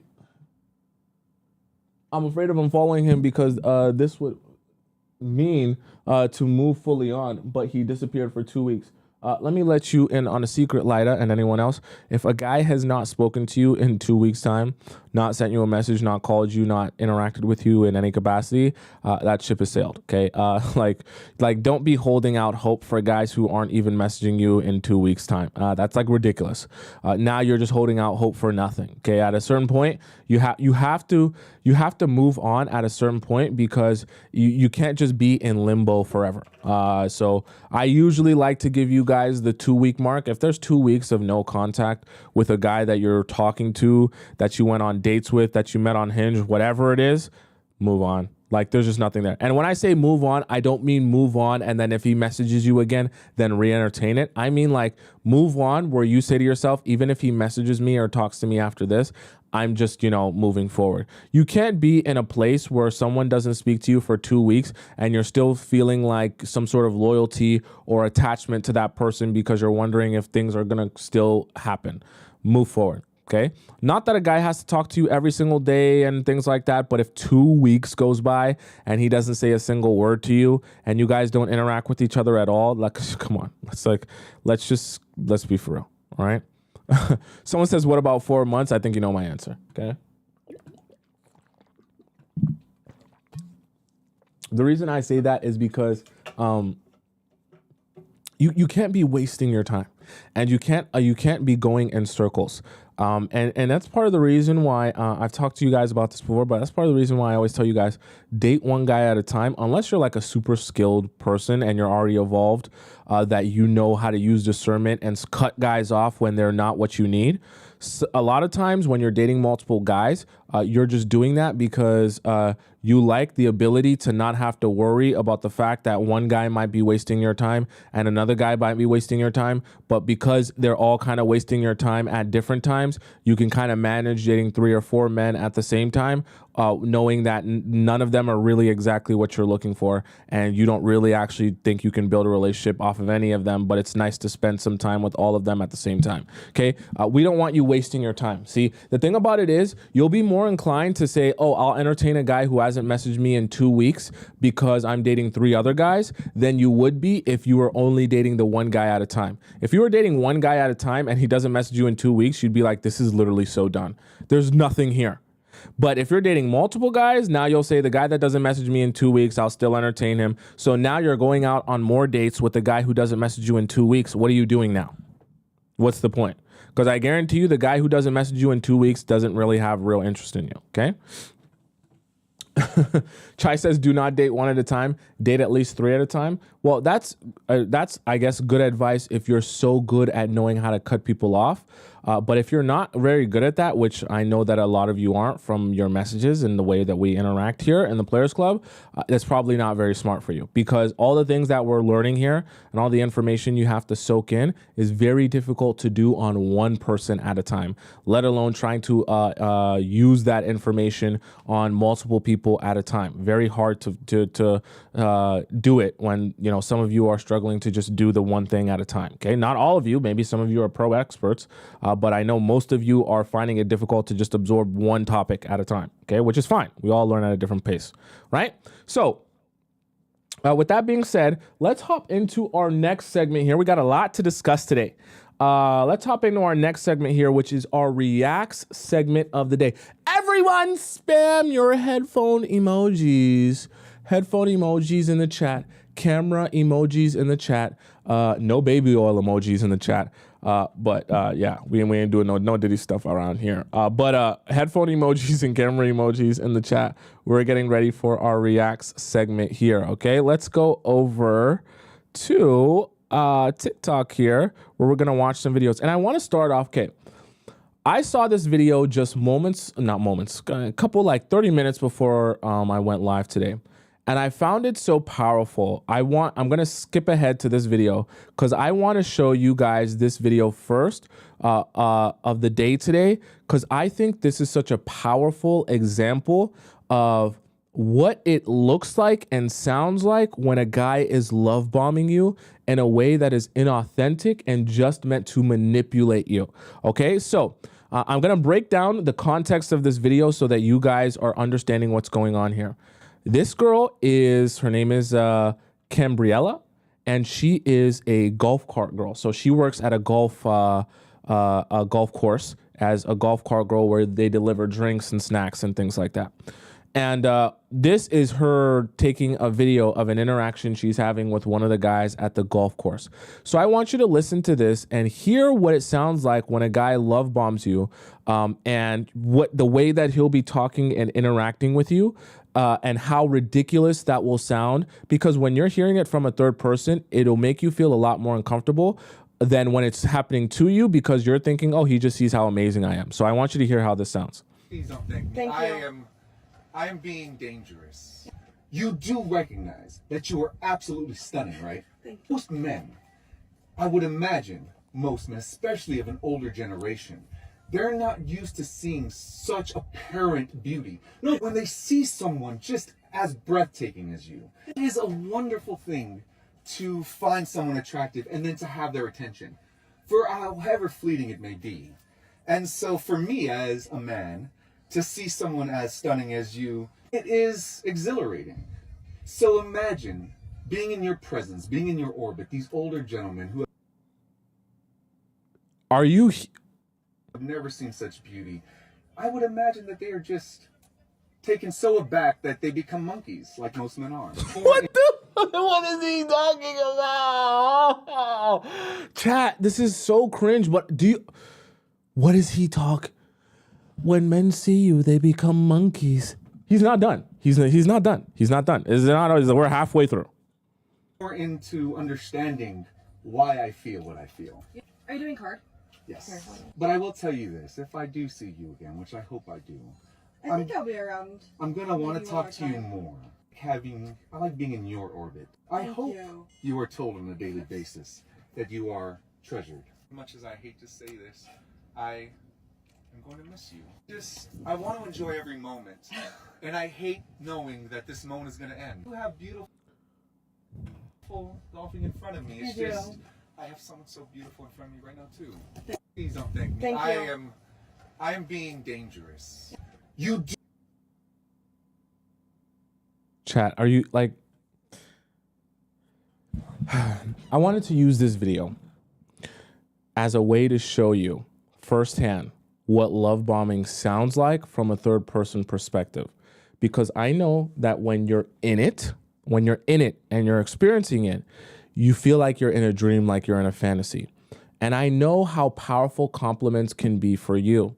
So I know how hard it is to detect the difference between someone just showing you interest and the difference between someone love bombing you. So I love to use these type of videos as I'm glad that she recorded this, because it's a firsthand example of what that looks like. Because I can assure you, this guy is not going to date her and actually build with her, because what he's doing here is exhibiting a crazy, intense, insane amount of interest right from the jump. Okay, let alone, honestly, if people in the comments were even saying this, how much you want to bet he's married. To be honest, he's probably married. But this type of intense interest at the top, you see how he's talking like Shakespeare? Some of you guys even said in the chat, is he Shakespeare? Why is he talking like that, right? And he's talking like he's in a dream, like he's in a fantasy. This is the type of interest that falls off of a cliff as time goes on. Because what is he really like? Listen to this. He's talking to her about her beauty, which, I mean, beauty is just looks. But he's talking about her as if her essence and her aura is so captivating and she's such an amazing person, that as if he actually would be able to know that just by looking at her, right? What he actually is fascinated by is that she has a nice symmetrical face and she looks good. She's attractive. But that actually doesn't speak to who she is as a person. But the way he'll put the words in and the Shakespeare and he'll add the adjectives, it makes it sound as if, oh, I feel like I've just fallen. He was a couple sentences away from saying I've already fallen in love with you.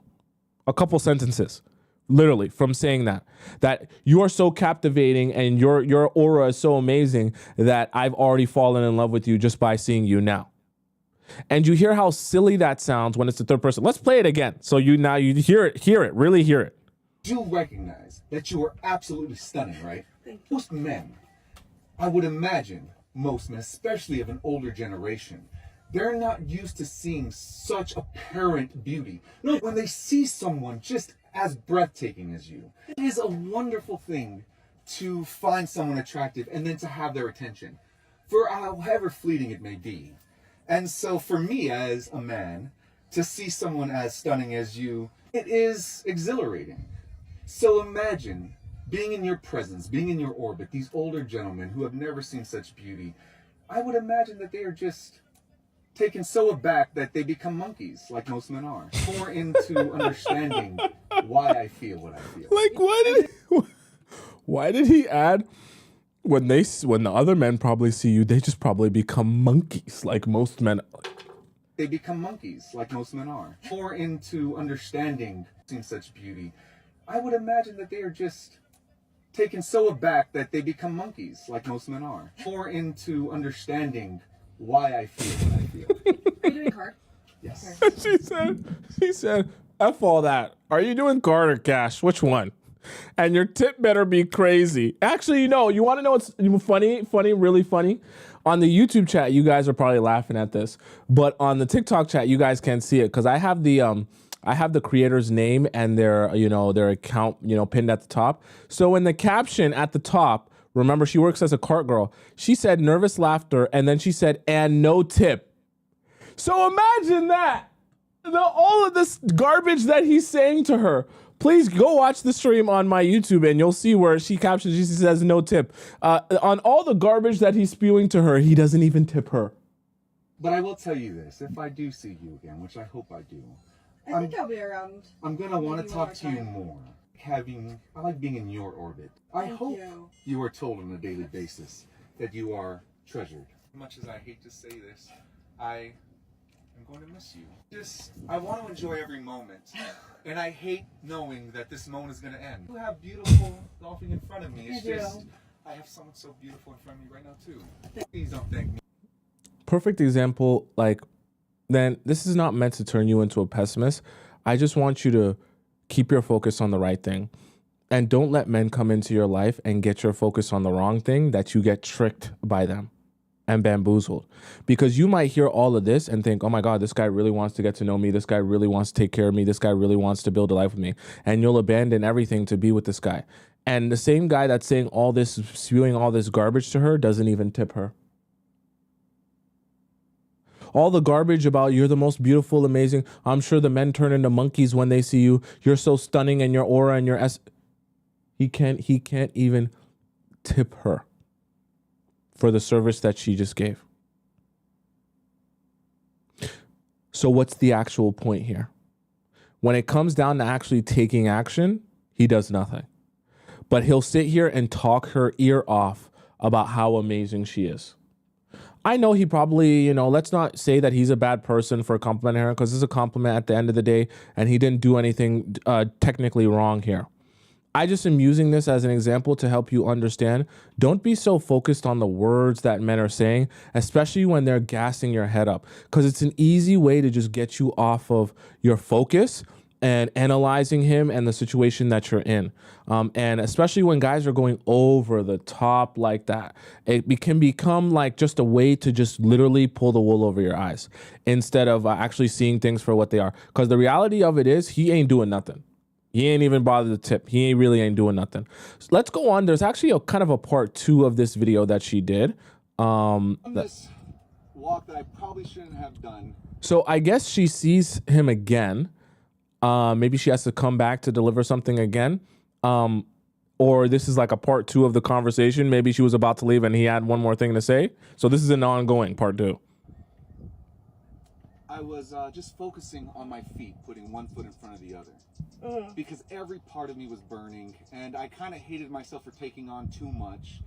And I was feeling sorry for myself, and I just kept looking at my feet, one foot in front of the other. I'm gonna make it home. And I had about a couple miles to go. And I knew I wasn't gonna die. But I don't know, it's pretty hot out. I wanted to stop. Every moment I wanted to stop because it just hurt. And then what's the zip?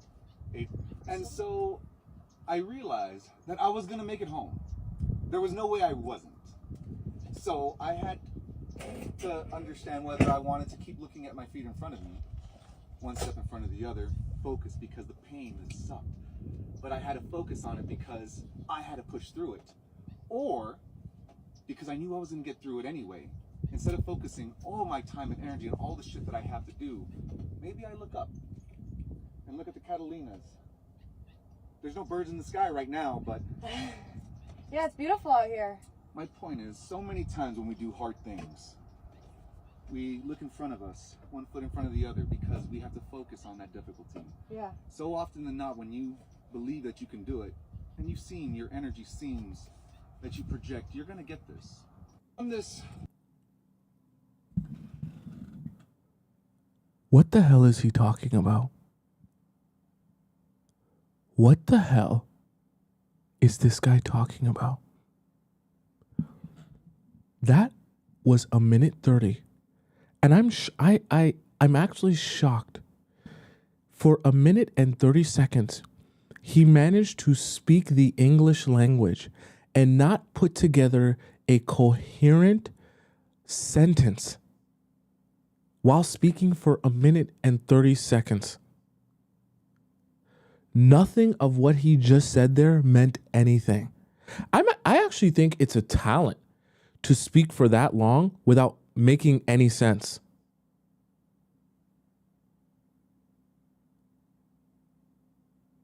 Now, my point is not to bash this guy because he's just a regular guy, whatever, okay? I'm not saying he's a bad person for this. I just want to use these type of things as examples of how guys will use words to honestly just confuse you. And if you're not careful about being able to identify the difference between someone who actually has real genuine interest in you and how they'll talk to you and how they'll approach you versus a guy who's either love bombing you or pulling some sort of facade, then you'll easily be confused and tricked by stuff like this, okay? Because I'm not even sure, it sounds like he thinks he's saying something really profound, but like honestly, nothing of what he said make any sense. He just kept saying, put one foot in front of the other to do what? And we've missed part of the conversation here that he may be referring to. But even still, I feel like in a minute 30, we should be able to get some semblance of understanding of what is he even referring? It just doesn't make sense. Okay. It doesn't make sense. But I want you all beautiful souls, you women, I keep saying guys, you women in the chat. I want you women in the chat to start getting used to seeing firsthand what the weirdo guys look like. And even the weirdo guys can be packaged in seeming not weird because they say really nice things. Still weird, right? So I wanted to play that video for you guys first today before we played anything else. Okay, so let's start off where we left off yesterday. I think we left off here. Misha's goal is Sorry, that was just a man. Our goal is a provider. She want a man and we want providers. But the problem is the men that Misha wants, the men that Misha pays for, they don't want her, and they're always trying to come over here and trying to make us live up to the standards, live down or lower our standards to that of Misha. So Misha's over here cooking, cleaning, scrubbing, paying for stuff, offering stuff, bringing stuff to the table. And so this Dustin got his ego and his pride all up, thinking that every woman is like Misha. And then he faces the sad reality when a woman doesn't want to do any of those things because she's not supposed to, unless she chooses to, for a provider man. Y'all are taking these men and emasculating them and then putting them back out into the world, and they're walking around in their soft boy era because Misha's took care of them, spoiled them, but they don't want Misha no more. So they're out here looking stupid, asking women with high values because Misha messed them up. You know what I'm saying? So y'all need to go back to Misha. She paid for y'all. She's invested in y'all. Y'all need to go back to Misha. Go ahead and stay over there where you're worshipped like the Dusty that you are. Stay over there. Don't think we have the same goals. Don't think we think the same way as Misha, because we don't. Misha is a temporary state until they wake up and see that you don't really want them and that they can do better if they invest that money and that time and that energy into themselves to where they can actually go and get a provider. Misha's goal. I actually agree with what she said in this video here is that sometimes you can get confused when guys approach you and they're expecting you to act like the pick-mishas. When she says pick-mishas, what she's just referring to is the women who are so desperate to be chosen by men that they will get on the floor and scrub the floor for those men, clean the dishes, clean the pans, fold his underwear, give him a handy, give him a footy. They put on their maid outfit and do anything that man wants so that that man will like them. And in reality, those women always get overlooked, ignored, and disregarded, because men don't actually want that. What they want is to pursue a woman that they see has value. And the reality of it is, the women who have actual value, that are the dream women, they're not trying to scrub the floor for those guys. It's the opposite. Those guys are trying to put their best foot forward to impress those women. So I say that to say, when you are having a lot of standards and expectations of the guys that are going to have access to you, you're going to encounter a lot of guys, especially if you're meeting guys on dating apps and things like that. You're going to encounter a lot of guys that will approach you trying to do the bare minimum for you and trying to, have you do the most for him to be in a relationship with him, as if, like you should be the one chasing after him. It's going to feel very weird to you, because after a while, you're going to start feeling like you're crazy, like you need to lower your standards, because maybe if your standards are too high, you won't be able to date anyone. What needs to happen is you don't lower your standards for anyone, because those are your standards and expectations. You keep them high. And if you find yourself constantly seeing the same type of guy over and over again, or dating the same type of guys, what you need to do after you invest that time and energy back into you need to start changing up your environment. So changing up the places that you spend most of your time and energy, especially your time, that's why you're meeting the same type of men. So if you're spending all your time on Hinge and you're only meeting a particular type of guy, and you're feeling like you need to lower your standards to meet and date those guys, then your problem is not your standards. Your problem is your environment, which is Hinge. Okay. And vice versa. If you're spending all your time in the club or the bar, and all the guys you meet in the club are making you feel like, you have too high of standards that you might need to lower them, your problem is not, your standards. Your problem is the fact that your environment is keeping you in a place where you're meeting the same type of guy who is only willing to do the bare minimum, only looking for cheap thrills, only looking for, the absolute least amount of effort required to get access to a girl's Squirtle, like all of that stuff. And that's what you need to do. Change your environment, and then take back that energy and focus from the men, invest it into yourself, and never lower your standards. Because as soon as you start thinking, maybe I should lower my standards, you'll start folding and you'll turn into a pick-me-sha yourself. Okay. We don't want that for you. All right. Let's go on to our next video here. I don't think you're having a hard time letting go of him. I think you're having a hard time letting go of his potential that you created. Okay, that was not real. This version of him, the future that you created, you're like, oh, I miss my ex so much. No, you don't miss him. You miss the version of him that you made up in your head.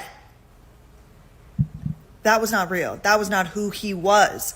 Okay, that's who you wanted him to be, who you thought he could become. He never showed you to be that man, okay?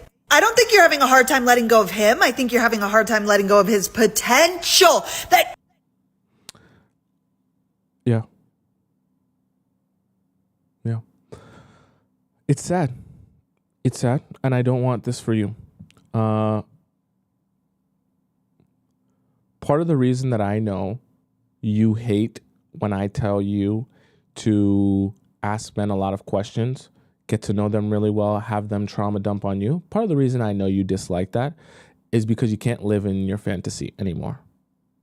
Because when he tells you his traumas and he tells you the ways that he's a not so good man, you get a little dry. Why? Because he's not a fantasy anymore. He's not like a dream man anymore. He's kind of gross a little bit. Kind of does some things to ick you or irk you. And now that you're hearing his life story, he feels real now, and he feels like he has flaws now. So it's not really a fantasy that you can rub one out to anymore. I mean that emotionally and physically, okay? Because it's great when you can fantasize about a guy that you don't know. You can put all these amazing character traits in his meat suit, right? Because his meat suit is just a meat suit. But when you can implant a whole bunch of feelings and emotions and character that he doesn't have in that meat suit, it makes it feel like, oh, that's a real man. Then when you're at home, you have your legs spread open and you're rubbing one out. You're like, oh my God, he's the perfect guy. In reality, all you did was take, your perfect man, and you just put it in a meat suit to make it feel real and make the fantasy feel real. Part of the reason why you don't want to get to know guys where they're telling you all of their deep, dark secrets and really getting into the nitty gritty of who they are. Because when you hear that, when you hear about his relationship with his ex, when you hear about his family situation, when you hear how he treats women or his outlook on the world, all that stuff is going to make him real and is going to make you unattracted to him. Unfortunately, actually, I should say, fortunately, that's a good thing. Because the quicker you can get yourself out of fantasy land, the quicker you can actually start observing and analyzing him for who he really is. And when you're doing that, that's when you can actually start building relationships with the guys that are meant for you, and stop wasting your time with the guys that aren't meant for you and aren't aligned with your way of thinking or what you want in a partner. Okay? Does that make sense? Right? Someone says, what's the video about? Just rewind it. Oh, sorry, you're on TikTok. So go on YouTube and rewind it there. Okay. The creator is called, just go on my YouTube. On the YouTube stream, you got all the information there. The creator's name, you can rewind it. You can do everything. Okay. My YouTube channel is just above my head. Is Tomisin, Atobatele. Just type it in on YouTube. You'll find me. I'm live at the same time here. Okay. As here. Okay. Don't be so asking so much questions or who will you text it.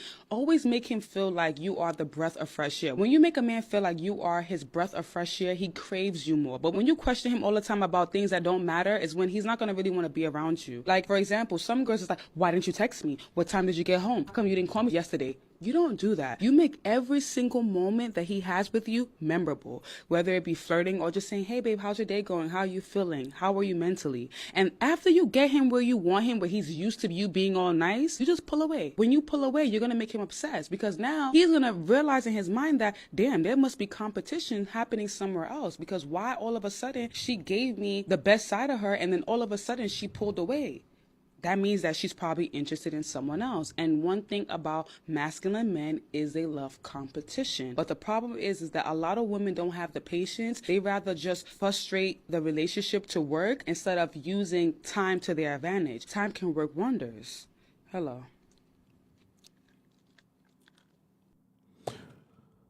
She's like sipping pina coladas here on our show. That's funny. I want to ask you a question, and I want you to think about this. If you think about your man's dream man, maybe his celebrity crush, let's say it's Ice Spice, Jennifer Lopez, Oprah Winfrey, Beyonce, I don't know, Lotto, whatever, whoever his, Tyler, whoever his celebrity crush is, and how much work he would put in and effort to getting that girl out on a date, impressing her, and being with her. Do you think all that time and effort that he is spending impressing her, trying to go out on a date with her and to put his best foot forward with her, do you think she would be talking about other women or concerned about other women? Do you think she'd be bringing up the pick-mishas in that girl's life, in that guy's life, sorry, I should say? Or addressing the pick-mishas? No, because she is the queen, which he is desperate and hungry for. The queen doesn't concern herself with the peasants. So I just want you to realize that when you're meeting men, you know, especially at the very beginning, don't concern yourself with the peasants if you want to be taken as a queen. Concern yourself with you, and if you notice or peep something that you don't like, just withdraw your energy. You don't beg and complain and ask him to change this and ask him to change that as if like you need him to do that in order to be with him. You don't need him for anything. And you need to show men that from the very beginning, I don't need you for anything. If I spend my time with you, it's because I want to spend my time with you, not because I just desperately need to be in a relationship with anyone. Okay? And you want to show guys that from the very jump. That's when they respect you and respect your ability to walk away from them. Okay?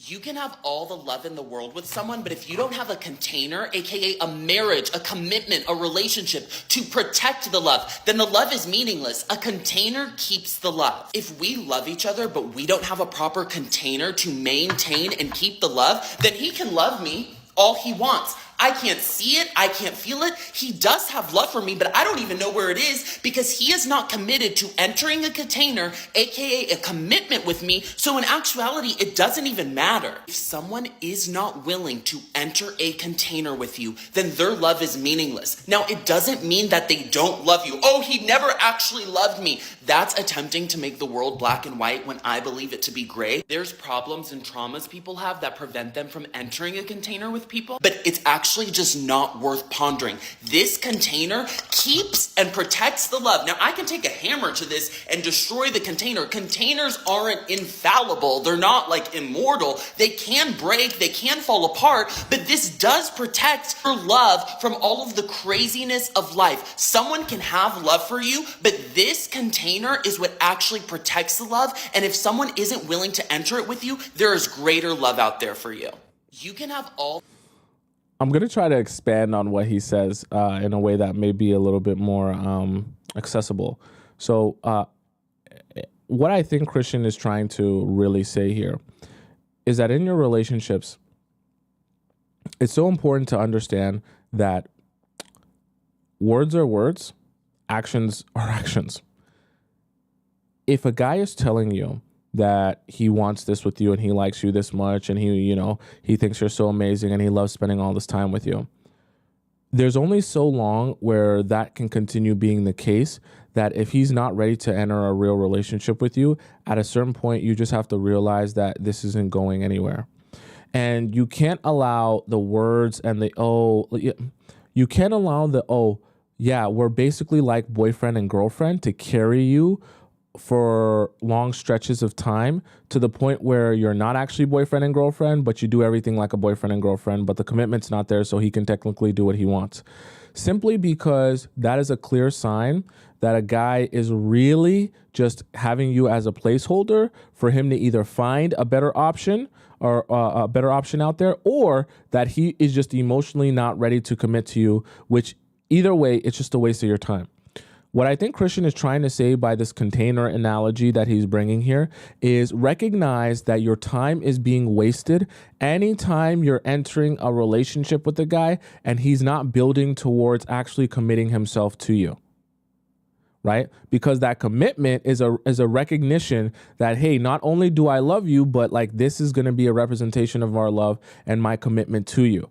And the guys that are going to convince you that they love you a whole bunch but they just can't do it for this reason or that reason or this reason or that reason, great. Then you don't waste your time on those guys. And you make your life simple by not wasting your time on guys who aren't properly prepared to commit themselves to you. Okay. And you do that not by asking him, are you prepared to commit yourself to me? You do that by when you're dating him, you ask a lot of questions and you get good at analyzing behavior to get that answer from him and out of him. When you're dating a girl that's very, very independent, she's probably always going to say no anytime you ask her, does she need anything? And as toxic as you may think that is, we all have our baggage. And then when you are in a relationship, you work through that trauma with that person if that's the person that you decided to be with. So if you want to help her to stop. A lot of guys get caught off guard by the women who genuinely don't need anything from anybody. Like they're not out here begging. They're not out here asking. They're very content in doing things on their own. And if not, they got their parents or people, support system that are willing to actually help them. Now, if you're able to read the room and provide certain things. Why does he do his videos where his head is like barely in the frame? All we see is his neck and his head, and he's like looking down. Weird angle. All right, KB. Things, that's cool. But they're not going to go out here, can you do this for me? I be nitpicking at everything, no cap.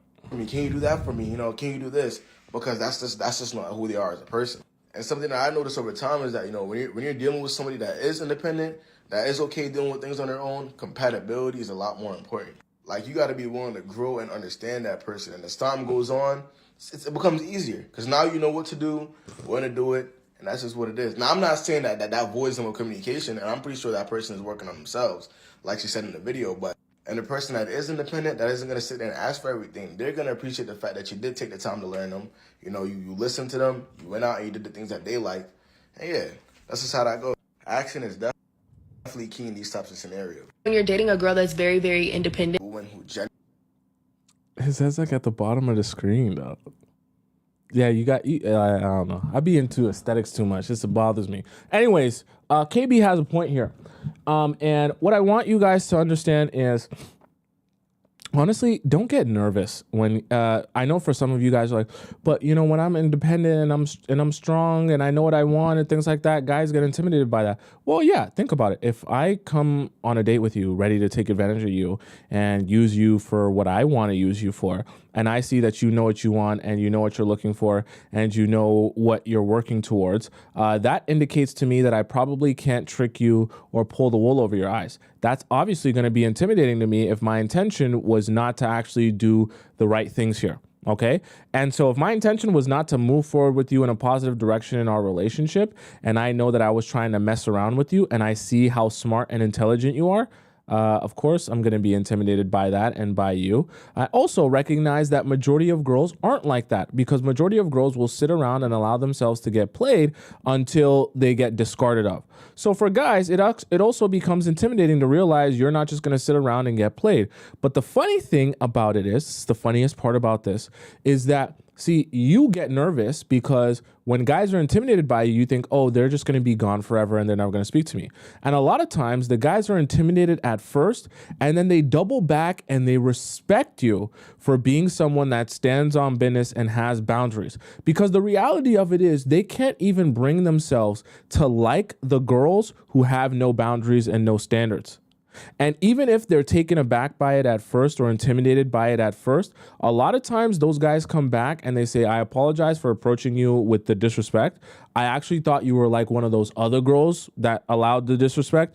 Now that I realize you're not like that, I'm going to adjust my behavior accordingly. And you'll be surprised when you start changing up your approach and you don't allow the disrespect. You'll be surprised how many guys double back and say, oh, my bad. I thought you were one of those other girls. Now that I know you're not, trust me, it won't happen again. You'll be shocked. Guys just like to see how far they can get with you a lot of times, and what they can push, how many buttons they can push to take advantage of you a lot of times. And a lot of times when you say no to that, they just say, okay, my bad. I won't do it anymore. Okay.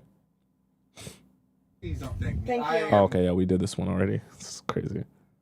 Somebody said that being in a healthy relationship and being with someone who is secure with themselves is so humbling, because like you don't gotta text all day or talk all day for you to still admire me and love me the same way you did yesterday. Like, we have separate lives, and you're an addition to my life, but not my whole life. Okay? And if something's wrong, we can communicate about it and not argue at all and not raise our voices. Okay. And you don't got to share your location with me because you trust me, and you will hope that I trust you. Okay? I think that some of us get so stuck in the social media world where you see people, you know, cheating and just not being good people. You forget that there's actually great people out here who still want that fairy tale ending, and they're going to do everything to get that. Not everybody's a cheater. Not everybody out to do you wrong. And until you realize that, you will never experience the love that you deserve. Yeah. Yeah. Somebody... I think what Elijah said here is pretty cool. And I actually think the point that it makes me think of that I wanted to discuss with you about this video is part of the reason I always emphasize in person. And I say no to dating apps, get rid of the texting, don't be a textaholic, is not because I think those are the worst things on earth.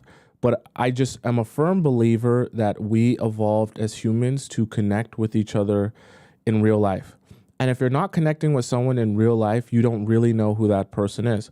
So a lot of times I think that now in the place that we are in the world, we value so many things outside of how do I feel when I'm with you? What do I get from you? And how do I receive and experience you when I'm with you one-on-one in person? And a lot of times, a lot of the other stuff becomes more important to us than the person that's sitting in front of us and like how we feel about them.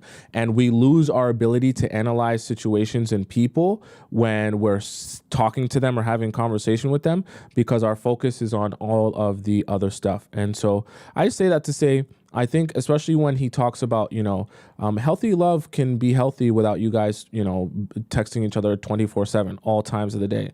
And sometimes both social media and our fairy tales can have affected our mind, or Wattpad stories, baby oil stories, depending on who you are, can affect our mind so much that we believe the only version of love or someone actually caring about us is love bombing, instead of some sort of healthy love that builds and escalates over time. It's actually part of the reason why I showed you guys that other golf cart video is because I want you guys to get good at being able to read people and understand when they're trying to build something with you and they actually have real intention behind building with you versus someone who's trying to manipulate you and just get you to do something very quick, very fast before you can think about it, okay? Because I know that's part of the struggle that a lot of you are facing and trying to understand. Okay, does that make sense?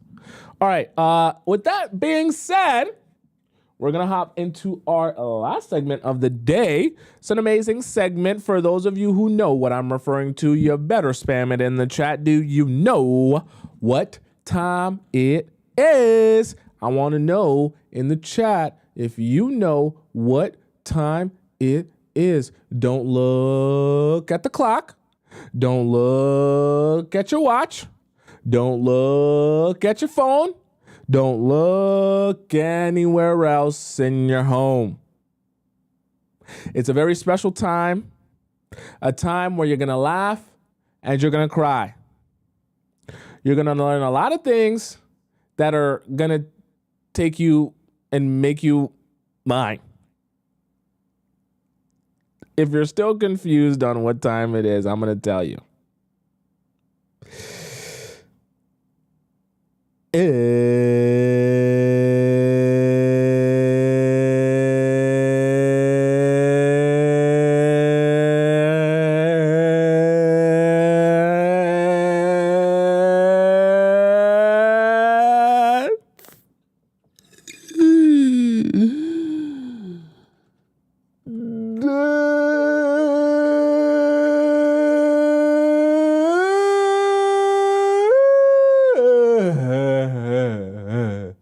It's chord time.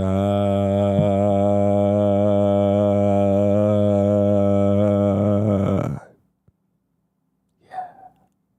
All right, chat. Let's hop into our Discord here. For those of you who are unfamiliar, and I'll do this right away from the start here.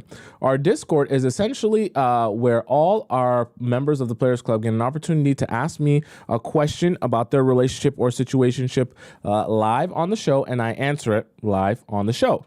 So you have multiple ways of submitting your question so that I answer it on the show.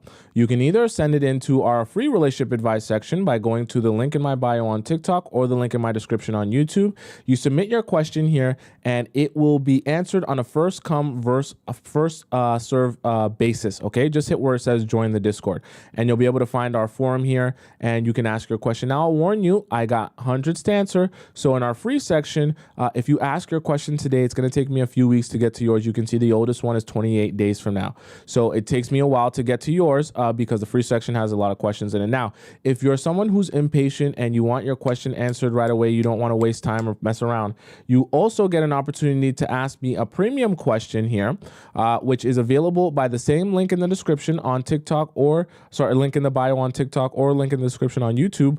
Just click where it says premium relationship advice. You donate to the show. And when you donate to the show, you're going to put in your username and the title of your question.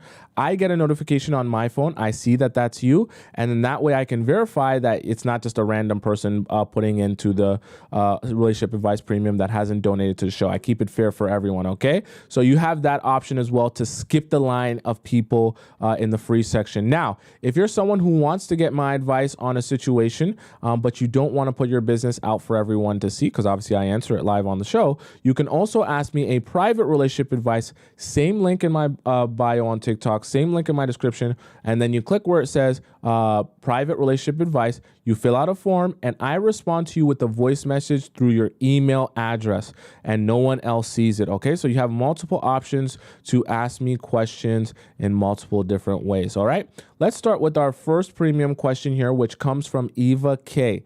Eva K says, attraction issues.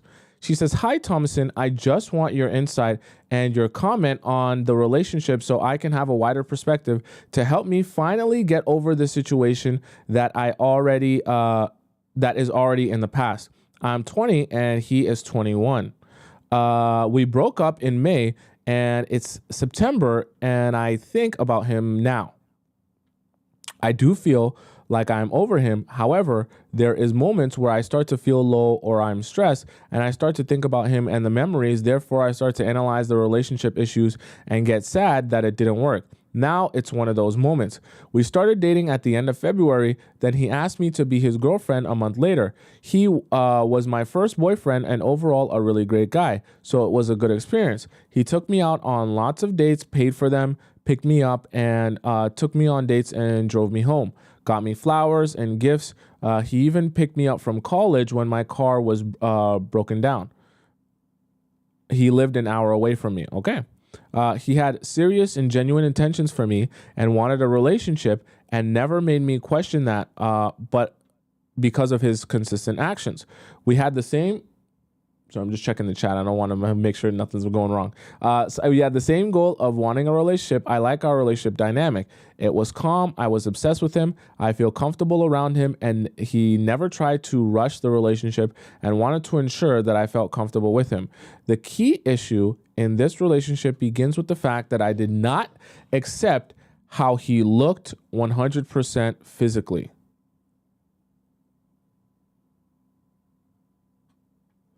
And I think that's what ruined this relationship. I did like him physically, but to an extent. If he was totally ugly, I wouldn't date him. However, this extent wasn't enough for me to enjoy pineapples with him.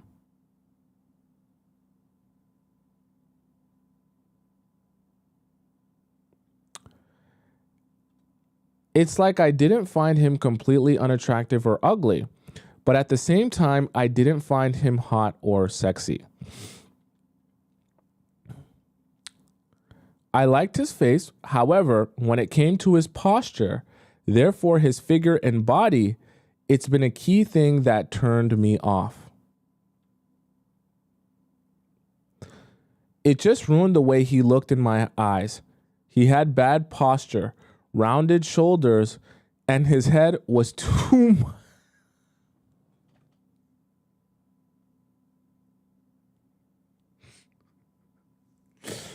I'm sorry, Chad. And his head was too much in the front. Oh boy. With each date, I tried to get used to it. Ignore the bad posture, but I couldn't. I always noticed it. It always bothered me. But because I liked him as a person and how he treated me, I thought that with time, we will get emotionally closer and I will get used to this bad posture and it won't bother me anymore. But that didn't happen. I feel bad and sad I lost out on a great boyfriend because my brain decided to pay attention to that and didn't ignore it. Honestly, I feel like it might seem stupid that I focused attention to his posture, but I really couldn't do anything. It's how I felt in the moment. And I was not doing it deliberately. I hope that you understand me. I understand. And I feel that has affected the fact that I could not develop romantic feelings for him. But at this time, I thought I just need more time for it to develop. We got along so well, but I don't understand why I still couldn't fall in love with him because I did like his personality, mindset, spending time with him, and enjoyed that he was consistent with me and treated me really well. I don't understand why it wasn't enough for me to develop deeper feelings for him. And I want you to understand that I'm not striving for a relationship where I need to have like crazy passion or amazing feelings like I do now. It's calm and stable, but at the same time, I need to feel like I have feelings for him. Let's get into the pineapples.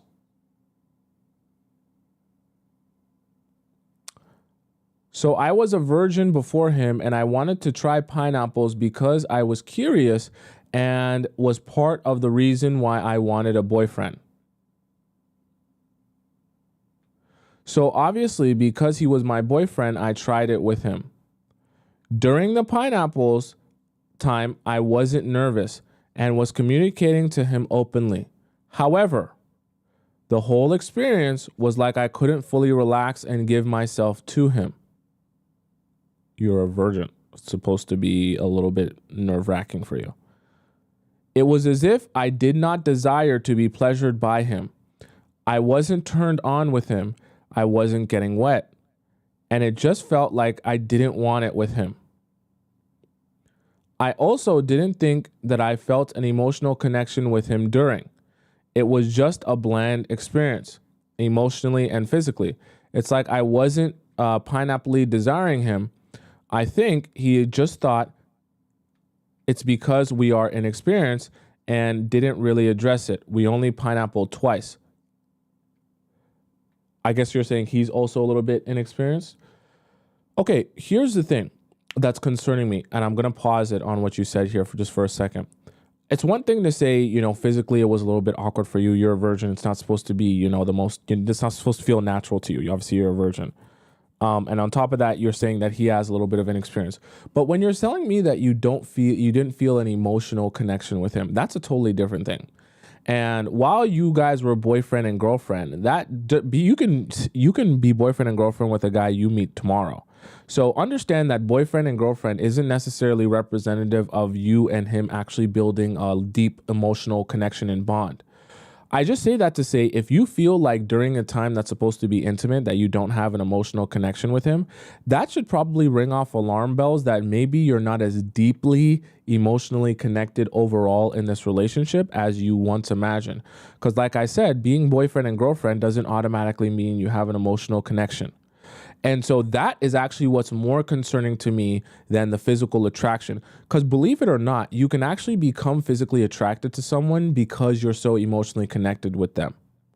And so I actually think part of the disconnect for you and part of the reason you found it difficult to be physically attracted to him is actually, more importantly, because you didn't have emotional connection or attraction to him for whatever reason.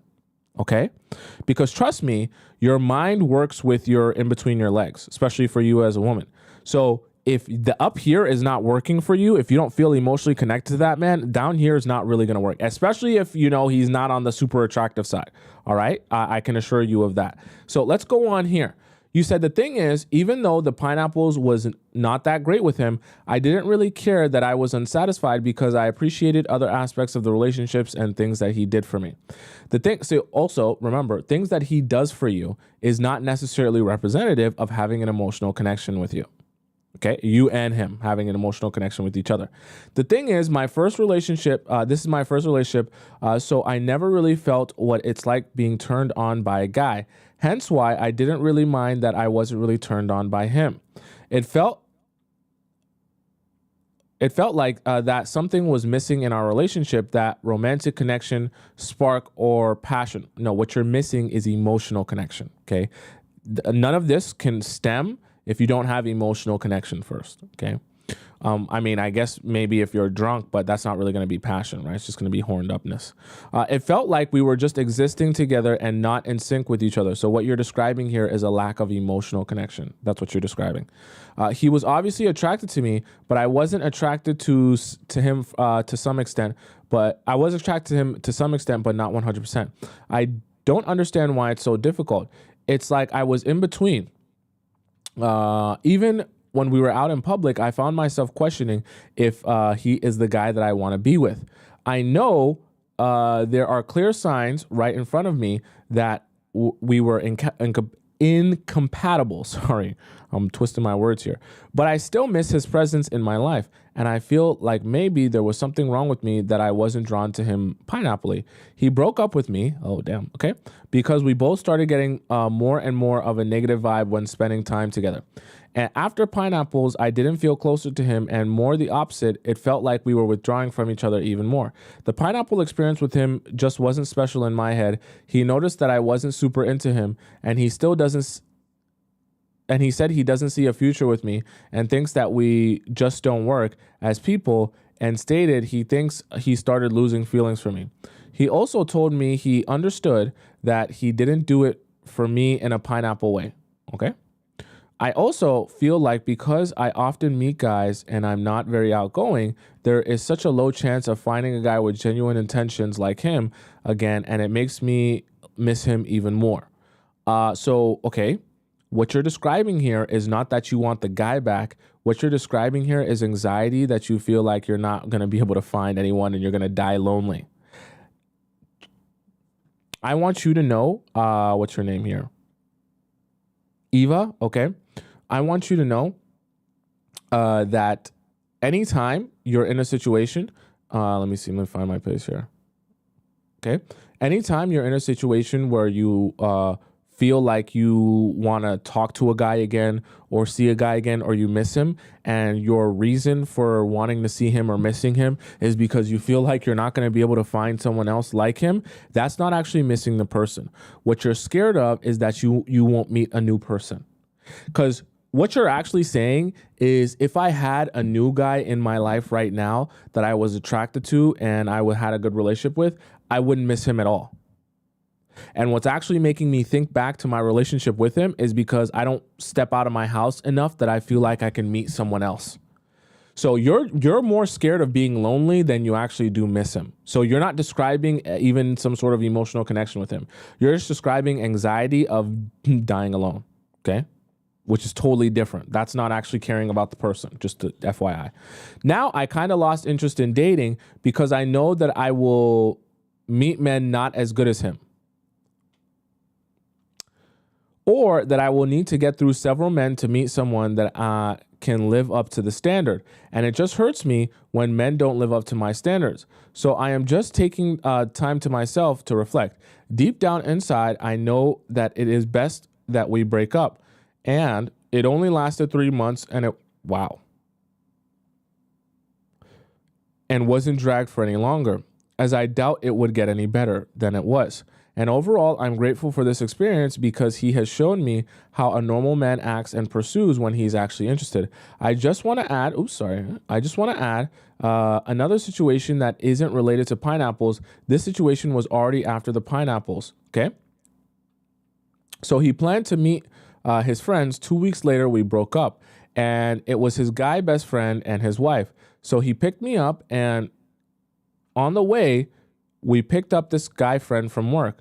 I knew that it was important to him that I get along with his friends and get along like couples and hang out. So when we were driving his friend back home, when he was driving his friend back home, so that he can get ready and then we can all go bowling, after we drove the friend home, he told me that I was quiet in the car. And obviously I wasn't really talking to the guy. I don't know him, and they are friends after all. And they were talking. I have nothing to say. He knew I was nervous about meeting them. I told him that. So honestly, what is the point of telling me that I'm quiet like I already don't know? Honestly, I hate that when people expect me to talk or kind of pressure me into it. I swear I have some sort of trauma. You just might be an introvert. We drove to bowling with his friends. I don't really talk to them as much as you do. My boyfriend is as much as my boyfriend is talking to them and catching up, as they have known each other for years and they have their own things to discuss. I have nothing to add to the conversation. You're just an introvert. It's not a crime. The same thing continues during bowling. We are just playing. I didn't feel fully comfortable starting a conversation with his friends as I'm just seeing them for the first time. I don't feel comfortable around the new people and I don't really know what to say.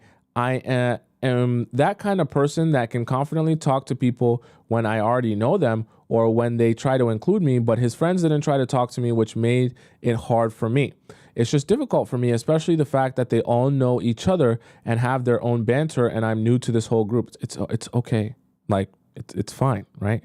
You're meeting new people. It's okay. It doesn't all have to happen in one day. When his friends went away to play arcades, he told me, "Not talking to them much, are you?" And I just replied, "No." So you're shutting down now. That's what that means. So he didn't seem mad or anything. He was still nice, but I was getting that vibe that he doesn't like something but is hiding and not telling me. Then towards the end, when it was time to go home, me and my friends started to have some conversation about bowling, college, etc. So honestly, the bowling didn't go that bad. Okay, so clearly you just had to warm up. He never addressed that he didn't like something for the whole 2 weeks, and I thought everything was okay until the day he started breaking up with me, and only then he told me he didn't really like that I wasn't talking to them during bowling.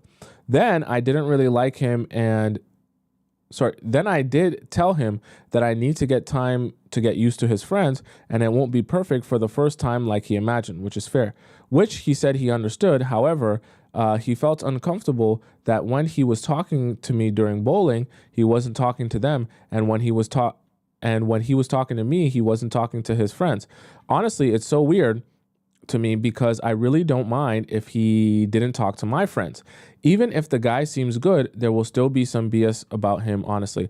I don't know, maybe as he said it was because he was starting to lose feelings for me, and that's why he didn't consider how I felt. And at the start of the dating, he did tell me that he is not good with expressing his feelings and understanding the feelings of others. So it could be that. I don't give a F, but it hurt my feelings, not gonna lie. If you don't give a F, why you have the question? On the day of the breakup, he just made me feel like garbage about the situation, saying that I need to practice talking to strangers more and that I should do exposure therapy. That's what he recommended. I know that I'm not perfect and can improve still. Rant is over. Thank you for everything, Tomisin. So what's the question here? Okay. I'm just going to answer what I think you're trying to ask here.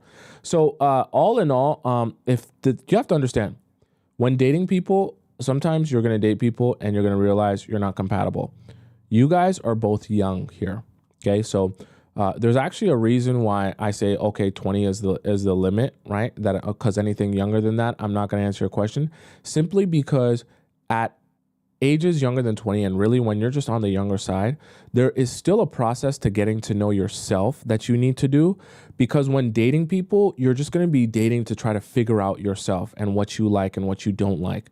And there's a discovering process that we all go through that we need to experience to better understand what our priorities are. And when I say priorities, I mean like, what are dating priorities and preferences?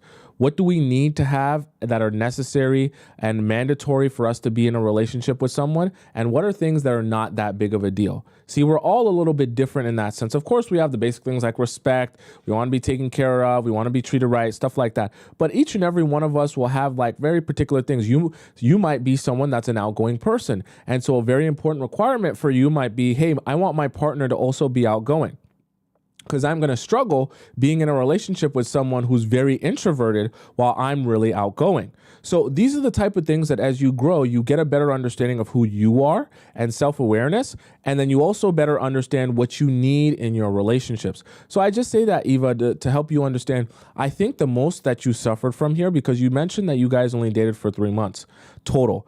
And I think the thing that you guys probably suffered from the most is before actually becoming boyfriend and girlfriend, I don't think you guys spent enough time understanding if you guys are even compatible. I think you guys like the idea of both being in a relationship, so you guys ended up in one, but I don't think you guys ever actually considered, are we compatible, which is part of the process of learning and understanding someone. It's not just saying, hey, can you treat me right and are you here for a relationship? It's also understanding, hey, are me and you compatible? Do you like similar things to me? Or at least are we similar in the ways that are the most necessary, like our morals and values? And the ways that we might be different, are they things that aren't really that big a deal and don't hurt our ability to build a relationship together, okay? These are things that you learn over the course of time. The other thing that I want to note about you being 20 years old, and this is not to diss you because everyone goes through this. When you're younger, this really happens to everyone, but for women, it's a little bit different, right, than the guys, but it does happen to all of us. When you're younger, the things that are the most important to you are a little bit different. So let me just say this. From learning and asking women a lot of questions, and chat, you can help me out with this in case I have no idea what I'm talking about, or if I'm right and spot on.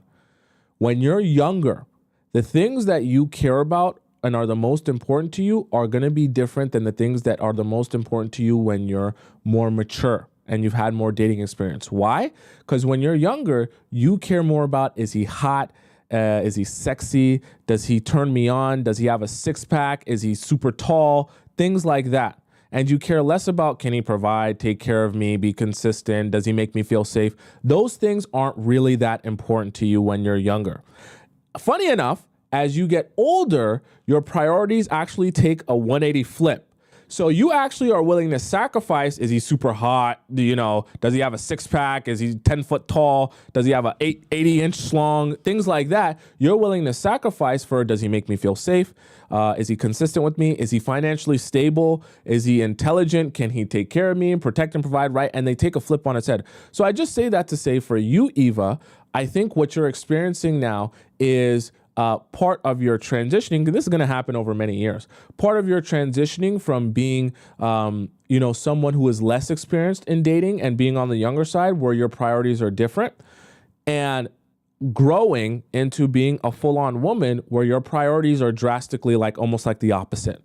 And now when you're going out into your dating world, the things that you're looking for in men is not just, are you super hot? You're looking for past, are you super hot? Can you take care of me? Can you provide for me? Are you going to treat me well? And this transition period for you, the reason that it's frustrating you is because you're realizing that the relationship that you kind of had going on already fits in line with the new priorities that you're shifting towards and aligning towards. And you're upset at the fact that these new priorities that you're shifting towards that are becoming the most important things to you are the things that you kind of abandoned when you left that relationship with him, or that relationship didn't work out. And you're now realizing that that's actually the harder thing to find as you're maturing and growing, okay? That's nothing wrong with that. Like I said, we all grow and mature, and guys go through this too. They go through a process of understanding that, hey, when I'm younger, the things that are my priorities for me and that I'm looking for are gonna be different than the things that are priorities for me and that I'm looking for when I'm older. There's nothing wrong with that. We all grow and mature. But I say that to say that's part of the reason why you're looking back on the relationship and you're kind of upset at how things went. And now you're feeling like, damn, what am I going to be able to do now? But I will say to that, you need to accept the reality that that relationship transpired and it's ended, and you need to use that as a lesson to move forward in what you're looking for. So, of course, Eva, you sent in your question because you have some thoughts on it and you wanted to express that, and there's nothing wrong with that. But what I want you to do is not just have this experience as something of regret that you live with forever. Because the reality of it is you had the relationship, you guys broke up, and you're here now. So there's nothing you can really do to go back on that, okay? That's transpired. But I want you to use the memory of that to say to yourself, okay, now I see that clearly what's more important to me and for my actual everyday happiness is not just if a guy is super attractive or if his posture's off. Because the reality of it is when I'm meeting people and building with them, truthfully, when I look back on the relationship, I'm not really going to care that much what his posture is. And when I'm building the relationship, I'm not really going to care that much, is he the hottest guy since sliced bread? What I'm going to care more about is if he treats me well. So now use this lesson as when you're going out into the dating world, be looking for the qualities that you now know are the most important things to you. That way you don't make the mistake of saying to yourself, oh, well, this maybe might not be for me because he's not super hot, right? And use that experience to help you understand and grow and develop into what you are actually looking for. Now, the other thing that's really important is when you're building with new people, make sure you're building an emotional connection with them and not just spending time with them instead of actually getting to know those people, okay? Because when you're not having real deep conversations, you can spend hours of a day with someone and not actually know them any better. So, you need to make sure that the conversations you're having with any guy that you're getting to know or you're trying to build with are actual real conversations where you're actually learning about him and you're experiencing him in all these different ways and situations where you're growing together, not just hanging out. Okay. Because when you're 20 years old, a lot of times you can get caught in the loop of just hanging out, but you're not actually building an emotional connection there. Okay. But I will never say, and someone said physical attraction is still important. I agree. Physical attraction is important. And you can't lie to yourself, Eva, as well, right? If you meet a guy that you're not physically attracted to, then you're just not physically attracted to him, okay? But I also think that part of what you were struggling with was not feeling emotional connection with him as well, which is also important and even more important than just the physical attraction. Because like I said before, you can become physically attracted to someone that you're growing an emotional connection with. And a lot of times when you find it really hard to be physically attracted to them, it's usually because you have no emotional connection with them. Assuming they're average looking, unless they're like super, deformed or really ugly or something like that. But I don't think what you were describing was a guy who was super ugly. You just weren't like head over heels, super crazy attracted to him. Are you following what I'm saying? Right? Someone says, is this recording? No, it's very live. Okay. Very live. All right, Eva K, I hope that answers your question. Now, let's go into our next question here, which comes from K. Okay. We did K's. We did K's. This is K's. Oh no, maybe this is K. Oh, I think this is K's follow-up from the last one that we were doing. Okay, so is he going to switch up on me after this? So K says, 5 weeks ago, I met this gentleman who has his life together. We had our first date the day after we met. We talked and got to know each other more. It was a good date. We stayed in contact with each other daily, mostly by phone. 3 weeks have passed and I noticed it's been 5 days and no contact. I decided to text. He immediately responded saying he wanted to call, but he was busy. I ignored it. I felt like if he did, he would have. Okay. The next day he called. I didn't answer. I was busy. At 2 p.m. he called and I was free, so I answered. He immediately went in explaining why I haven't heard from him. I listened. He said he had a big project that came up and had taken all of his attention. He had also gone sick and was recovering. That was also the weekend with his daughter, and he had taken his son back to college. I said, okay, I understand. I am very busy as well. However, I will make time for the things I want to make time for. He agreed and said he didn't want to make me think he wasn't interested because he was. I said, okay, actions speak louder than words. Only time will tell. He wanted to see me that weekend, but it lasted. Wait, what? But it was last minute and he already had plans. Sorry, you already had plans. He asked what I was doing. I shared minimum details. Then he asked who I was hanging out with, and I replied, friends. He asked if I will be his date the following weekend and join him on an out-of-town trip to his college. His fraternity is having an event. I told him I will get back to him on that. I waited a few days, then responded saying, I'll sit this one out, but thanks for the invite. I appreciate you thinking of me. We've been in contact every day since. The next day, he asked me if he could cook for me. I said, that sounds amazing. I look forward to it in the future. However, I don't do house visits while I'm still getting to know someone. I understand that you have a busy week, and I appreciate you trying to find some time to fit me in. Part 2, you can let me know when you're available after your trip, and we can make plans. Just as long as it's in advance. He said, okay. The following weekend, I was going out of town, so he planned a date before I left. It was a comedy show, so we didn't do much talking, which was fine because at this point, we were talking every day.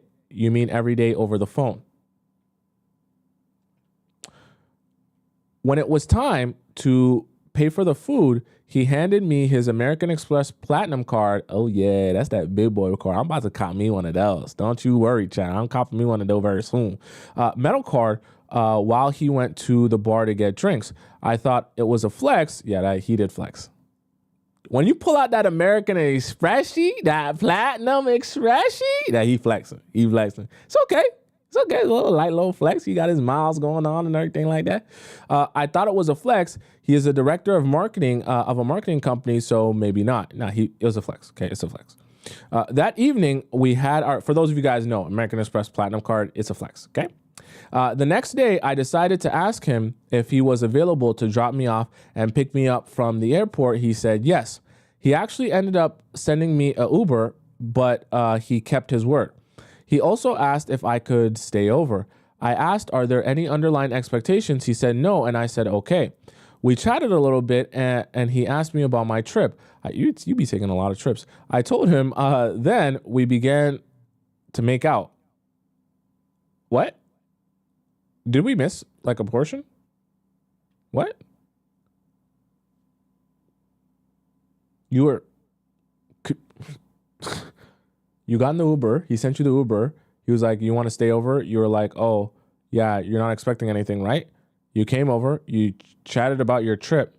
Now you're making out? Why do you guys leave out the most important parts of the story? You guys be telling me details about his American Express. And how did you go From chatting about your trip, now you guys are making out. How does that transition there? Because I feel like you're leaving some important things out. The making out became slightly intense. Oh my God. Why would you do this? So I pulled away. He pulled me back in and started kissing me again, wanted to touch me in certain areas, but I declined.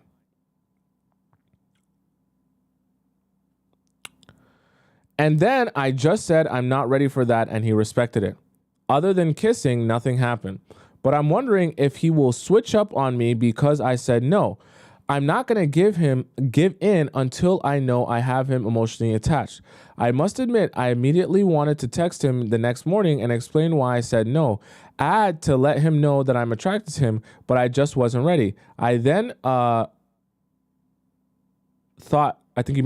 of you and did not allow my anxiety to kick in. However, I did decide at least to say good morning since he has been making all of the previous efforts and didn't want him to think that I wasn't into him. He did respond, so I guess we'll see how long it takes for him to plan the next date. Thank you in advance for your advice. Okay, so my advice to you, Kay, is here, don't confuse him. Okay?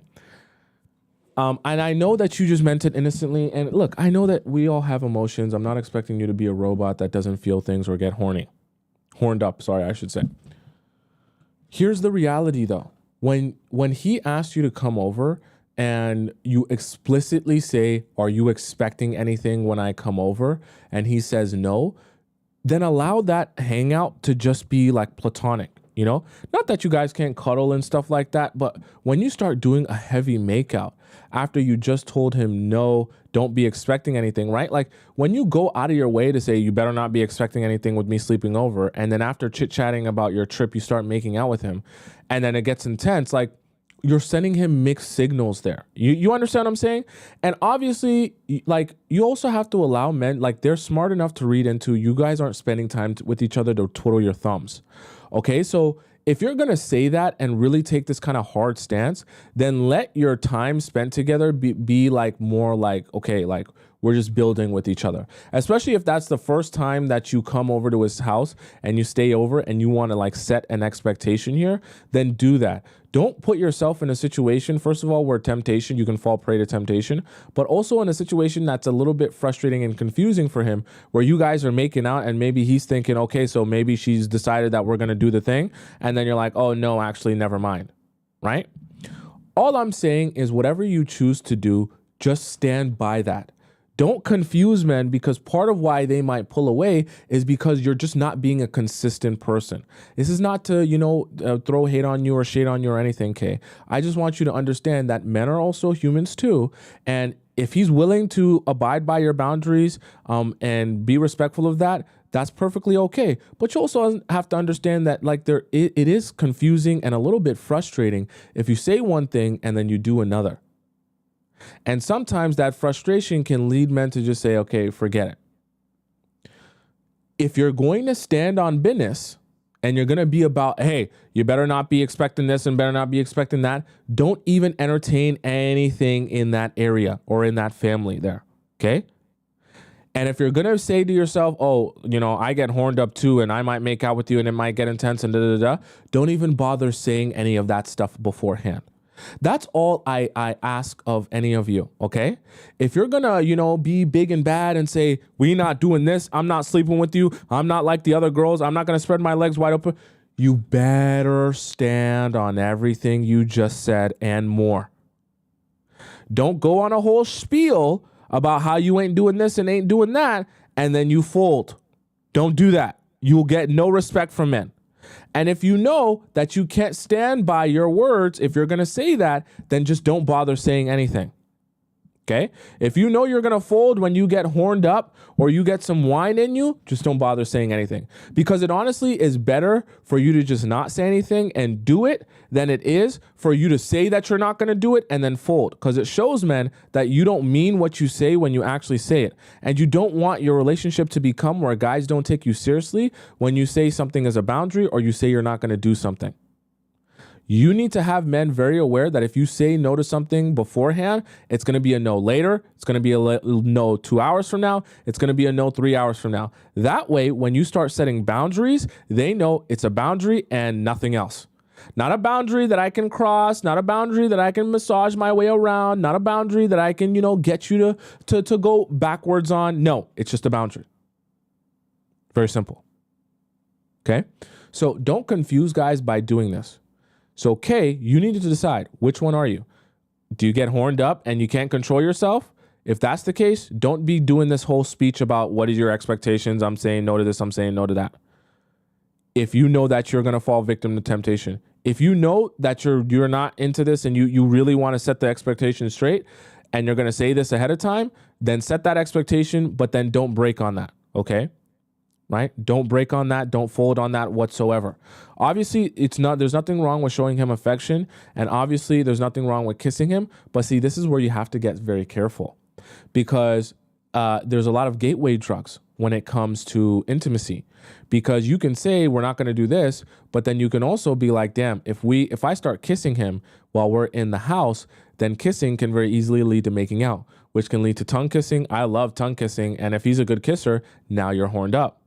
And maybe you start tongue kissing while you got some wine in you. Now you're really horned up. Maybe you start tongue kissing, you got some wine in you, you're horned up, and you haven't, had a gasm in a couple of weeks, right? So now you're starting to pile on the external factors here, and now you're alone. Now you're in his apartment. You got wine in you. You're horned up. He's touching you all over. He's a great kisser. And then one thing leads to another. So this is where you have to start getting strategic and saying to yourself, if I know I like kissing him, then maybe let me kiss him in places that aren't in private so that I don't start losing my marbles. If I know that I like kissing him. That way, at the very least, even if you start kissing him, you won't fall victim to saying, oh, damn, I'm just going to do whatever, right? Because you're not going to rip your clothes off if you're kissing him at a picnic in public. I would hope not, unless that's your thing. And so you want to give yourself some sort of like barrier that you literally can't cross, even if you wanted to, if you know that you enjoy that. That way it doesn't become a gateway drug to you that you fall victim to. And I really mean that, Kate. You really, as a woman, you have to strategize on the ways that you're going to keep your respect. Because I know that you're a human being. I know you have emotions and feelings too. And I know you get horned up too. But I want to actually help you not make a mistake that even when you're horned up, you'll be looking back on it and be like, damn, I was horned up that day. But now that I have this in my relationship, or he doesn't respect me, or he's not taking me seriously, I regret being so horned up and making decisions based on being horned up. I don't want that for you. Okay, so now if you're going to set this record straight, you got to abide by that. So if you know that you probably can't do the sleepover again without the same thing happening, then probably no more sleepovers for you. I really mean that. Okay, until you feel like you're actually ready for that or okay with that step being taken in your relationship with him. Okay, as adults here, I'm not sure how old you said you were, but American Express Platinum Card, I'm assuming you guys are like mature adults here. Okay, so well versed in the dating world. You guys know that you're dating. It doesn't require you guys to sleep together for you guys to know you're dating and building something here. Continue dating each other. Don't be so focused on sleeping together. That will come for sure. Okay. But other than that, I think you did some good things in, letting it, you got to clear the confusion up, which I think is good. I would love for you to do that in person and clear that confusion up. Have that conversation with him that you're not willing to sleep with him, not because, have that conversation with him that the making out was not something that you want to be representative of the rest of the relationship, but not because you don't like him, just because you want your focus to be in the right place. Clear that up and then never do it again until you're ready to actually do it. Okay, it shouldn't be a mistake or something that you fall victim to because of temptation. Okay, let's go on to our next question here, which comes from Ivy. Oops, this is my example post. Our next question here comes from Ivy. So Ivy says in her question, she says, advice. Hi, Tommy. Today's show is so appropriate for my question. I don't know if you remember my last question. He is too chill guy. He took 2.5 days to reply. The last time we communicated bad, so I did nothing. And now it's 3.5 weeks later. Ivy. He messaged me earlier today. How do you think I should respond or not respond? Screen cap of the convo attached below. I've known him for a long time and have a long history with him. I haven't seen him in almost a year, so I want to play this right. The very last message today is 3.5 weeks after make plans. So how do I respond? Should I even respond? The screenshot is attached. Let's open the screenshot here. So he says, he was saying, I love the passion. You said, haha, okay.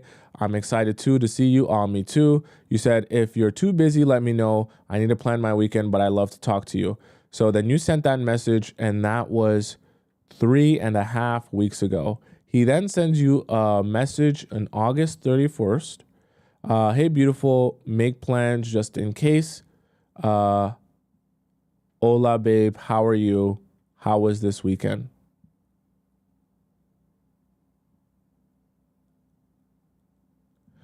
I'm a little bit confused. He says, hey, beautiful, make plans just in case. What does that mean? No, I'm not sure what that means here.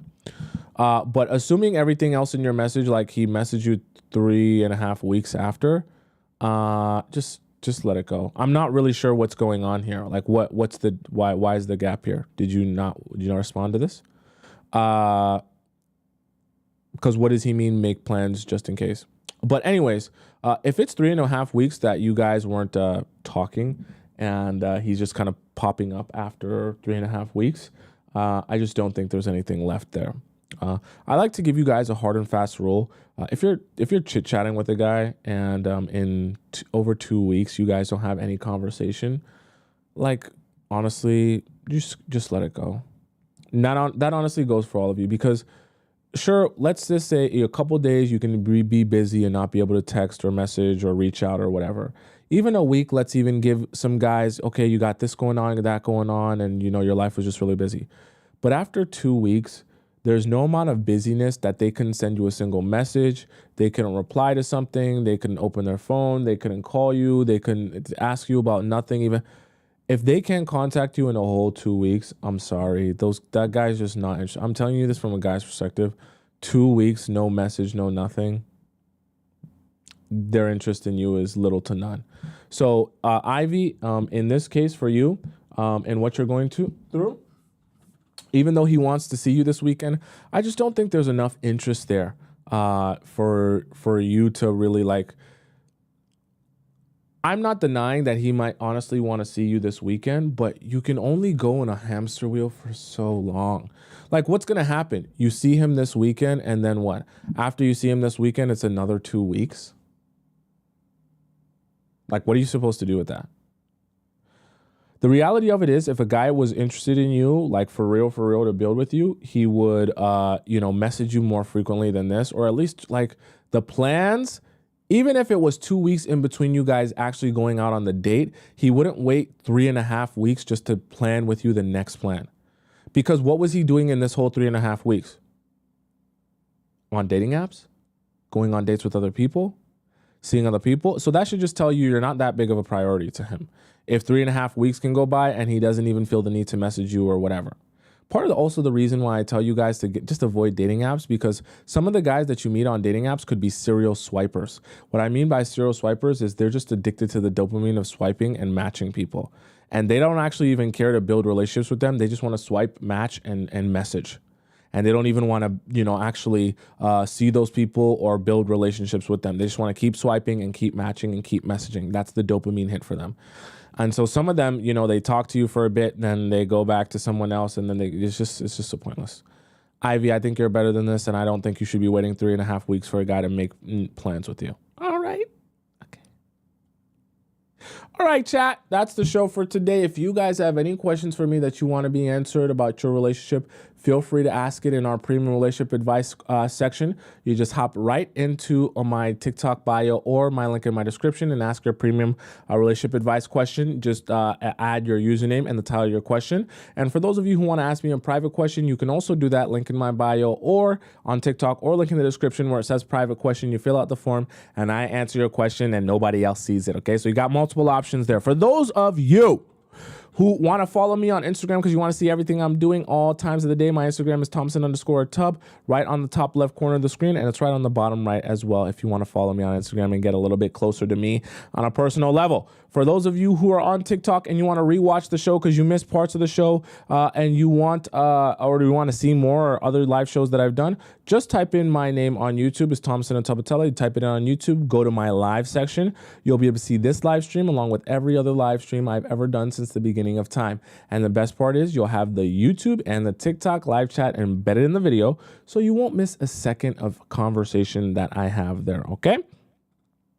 I'm here every weekday, Monday to Friday, so I'm going to be here again tomorrow at 4 p.m. Eastern Standard Time. I'm here every weekday at 4 p.m. Eastern Standard Time. So until then, goodbye for now. All right, wait, let me make sure I do the, did I do all my donations here? Yeah, I did them all. Okay, goodbye for now. Arrivederci, adios, hasta la vista, sayonara, ciao, salam, bon voyage. And I'll see you again tomorrow at 4 p.m. Eastern Standard Time. I love you a lot.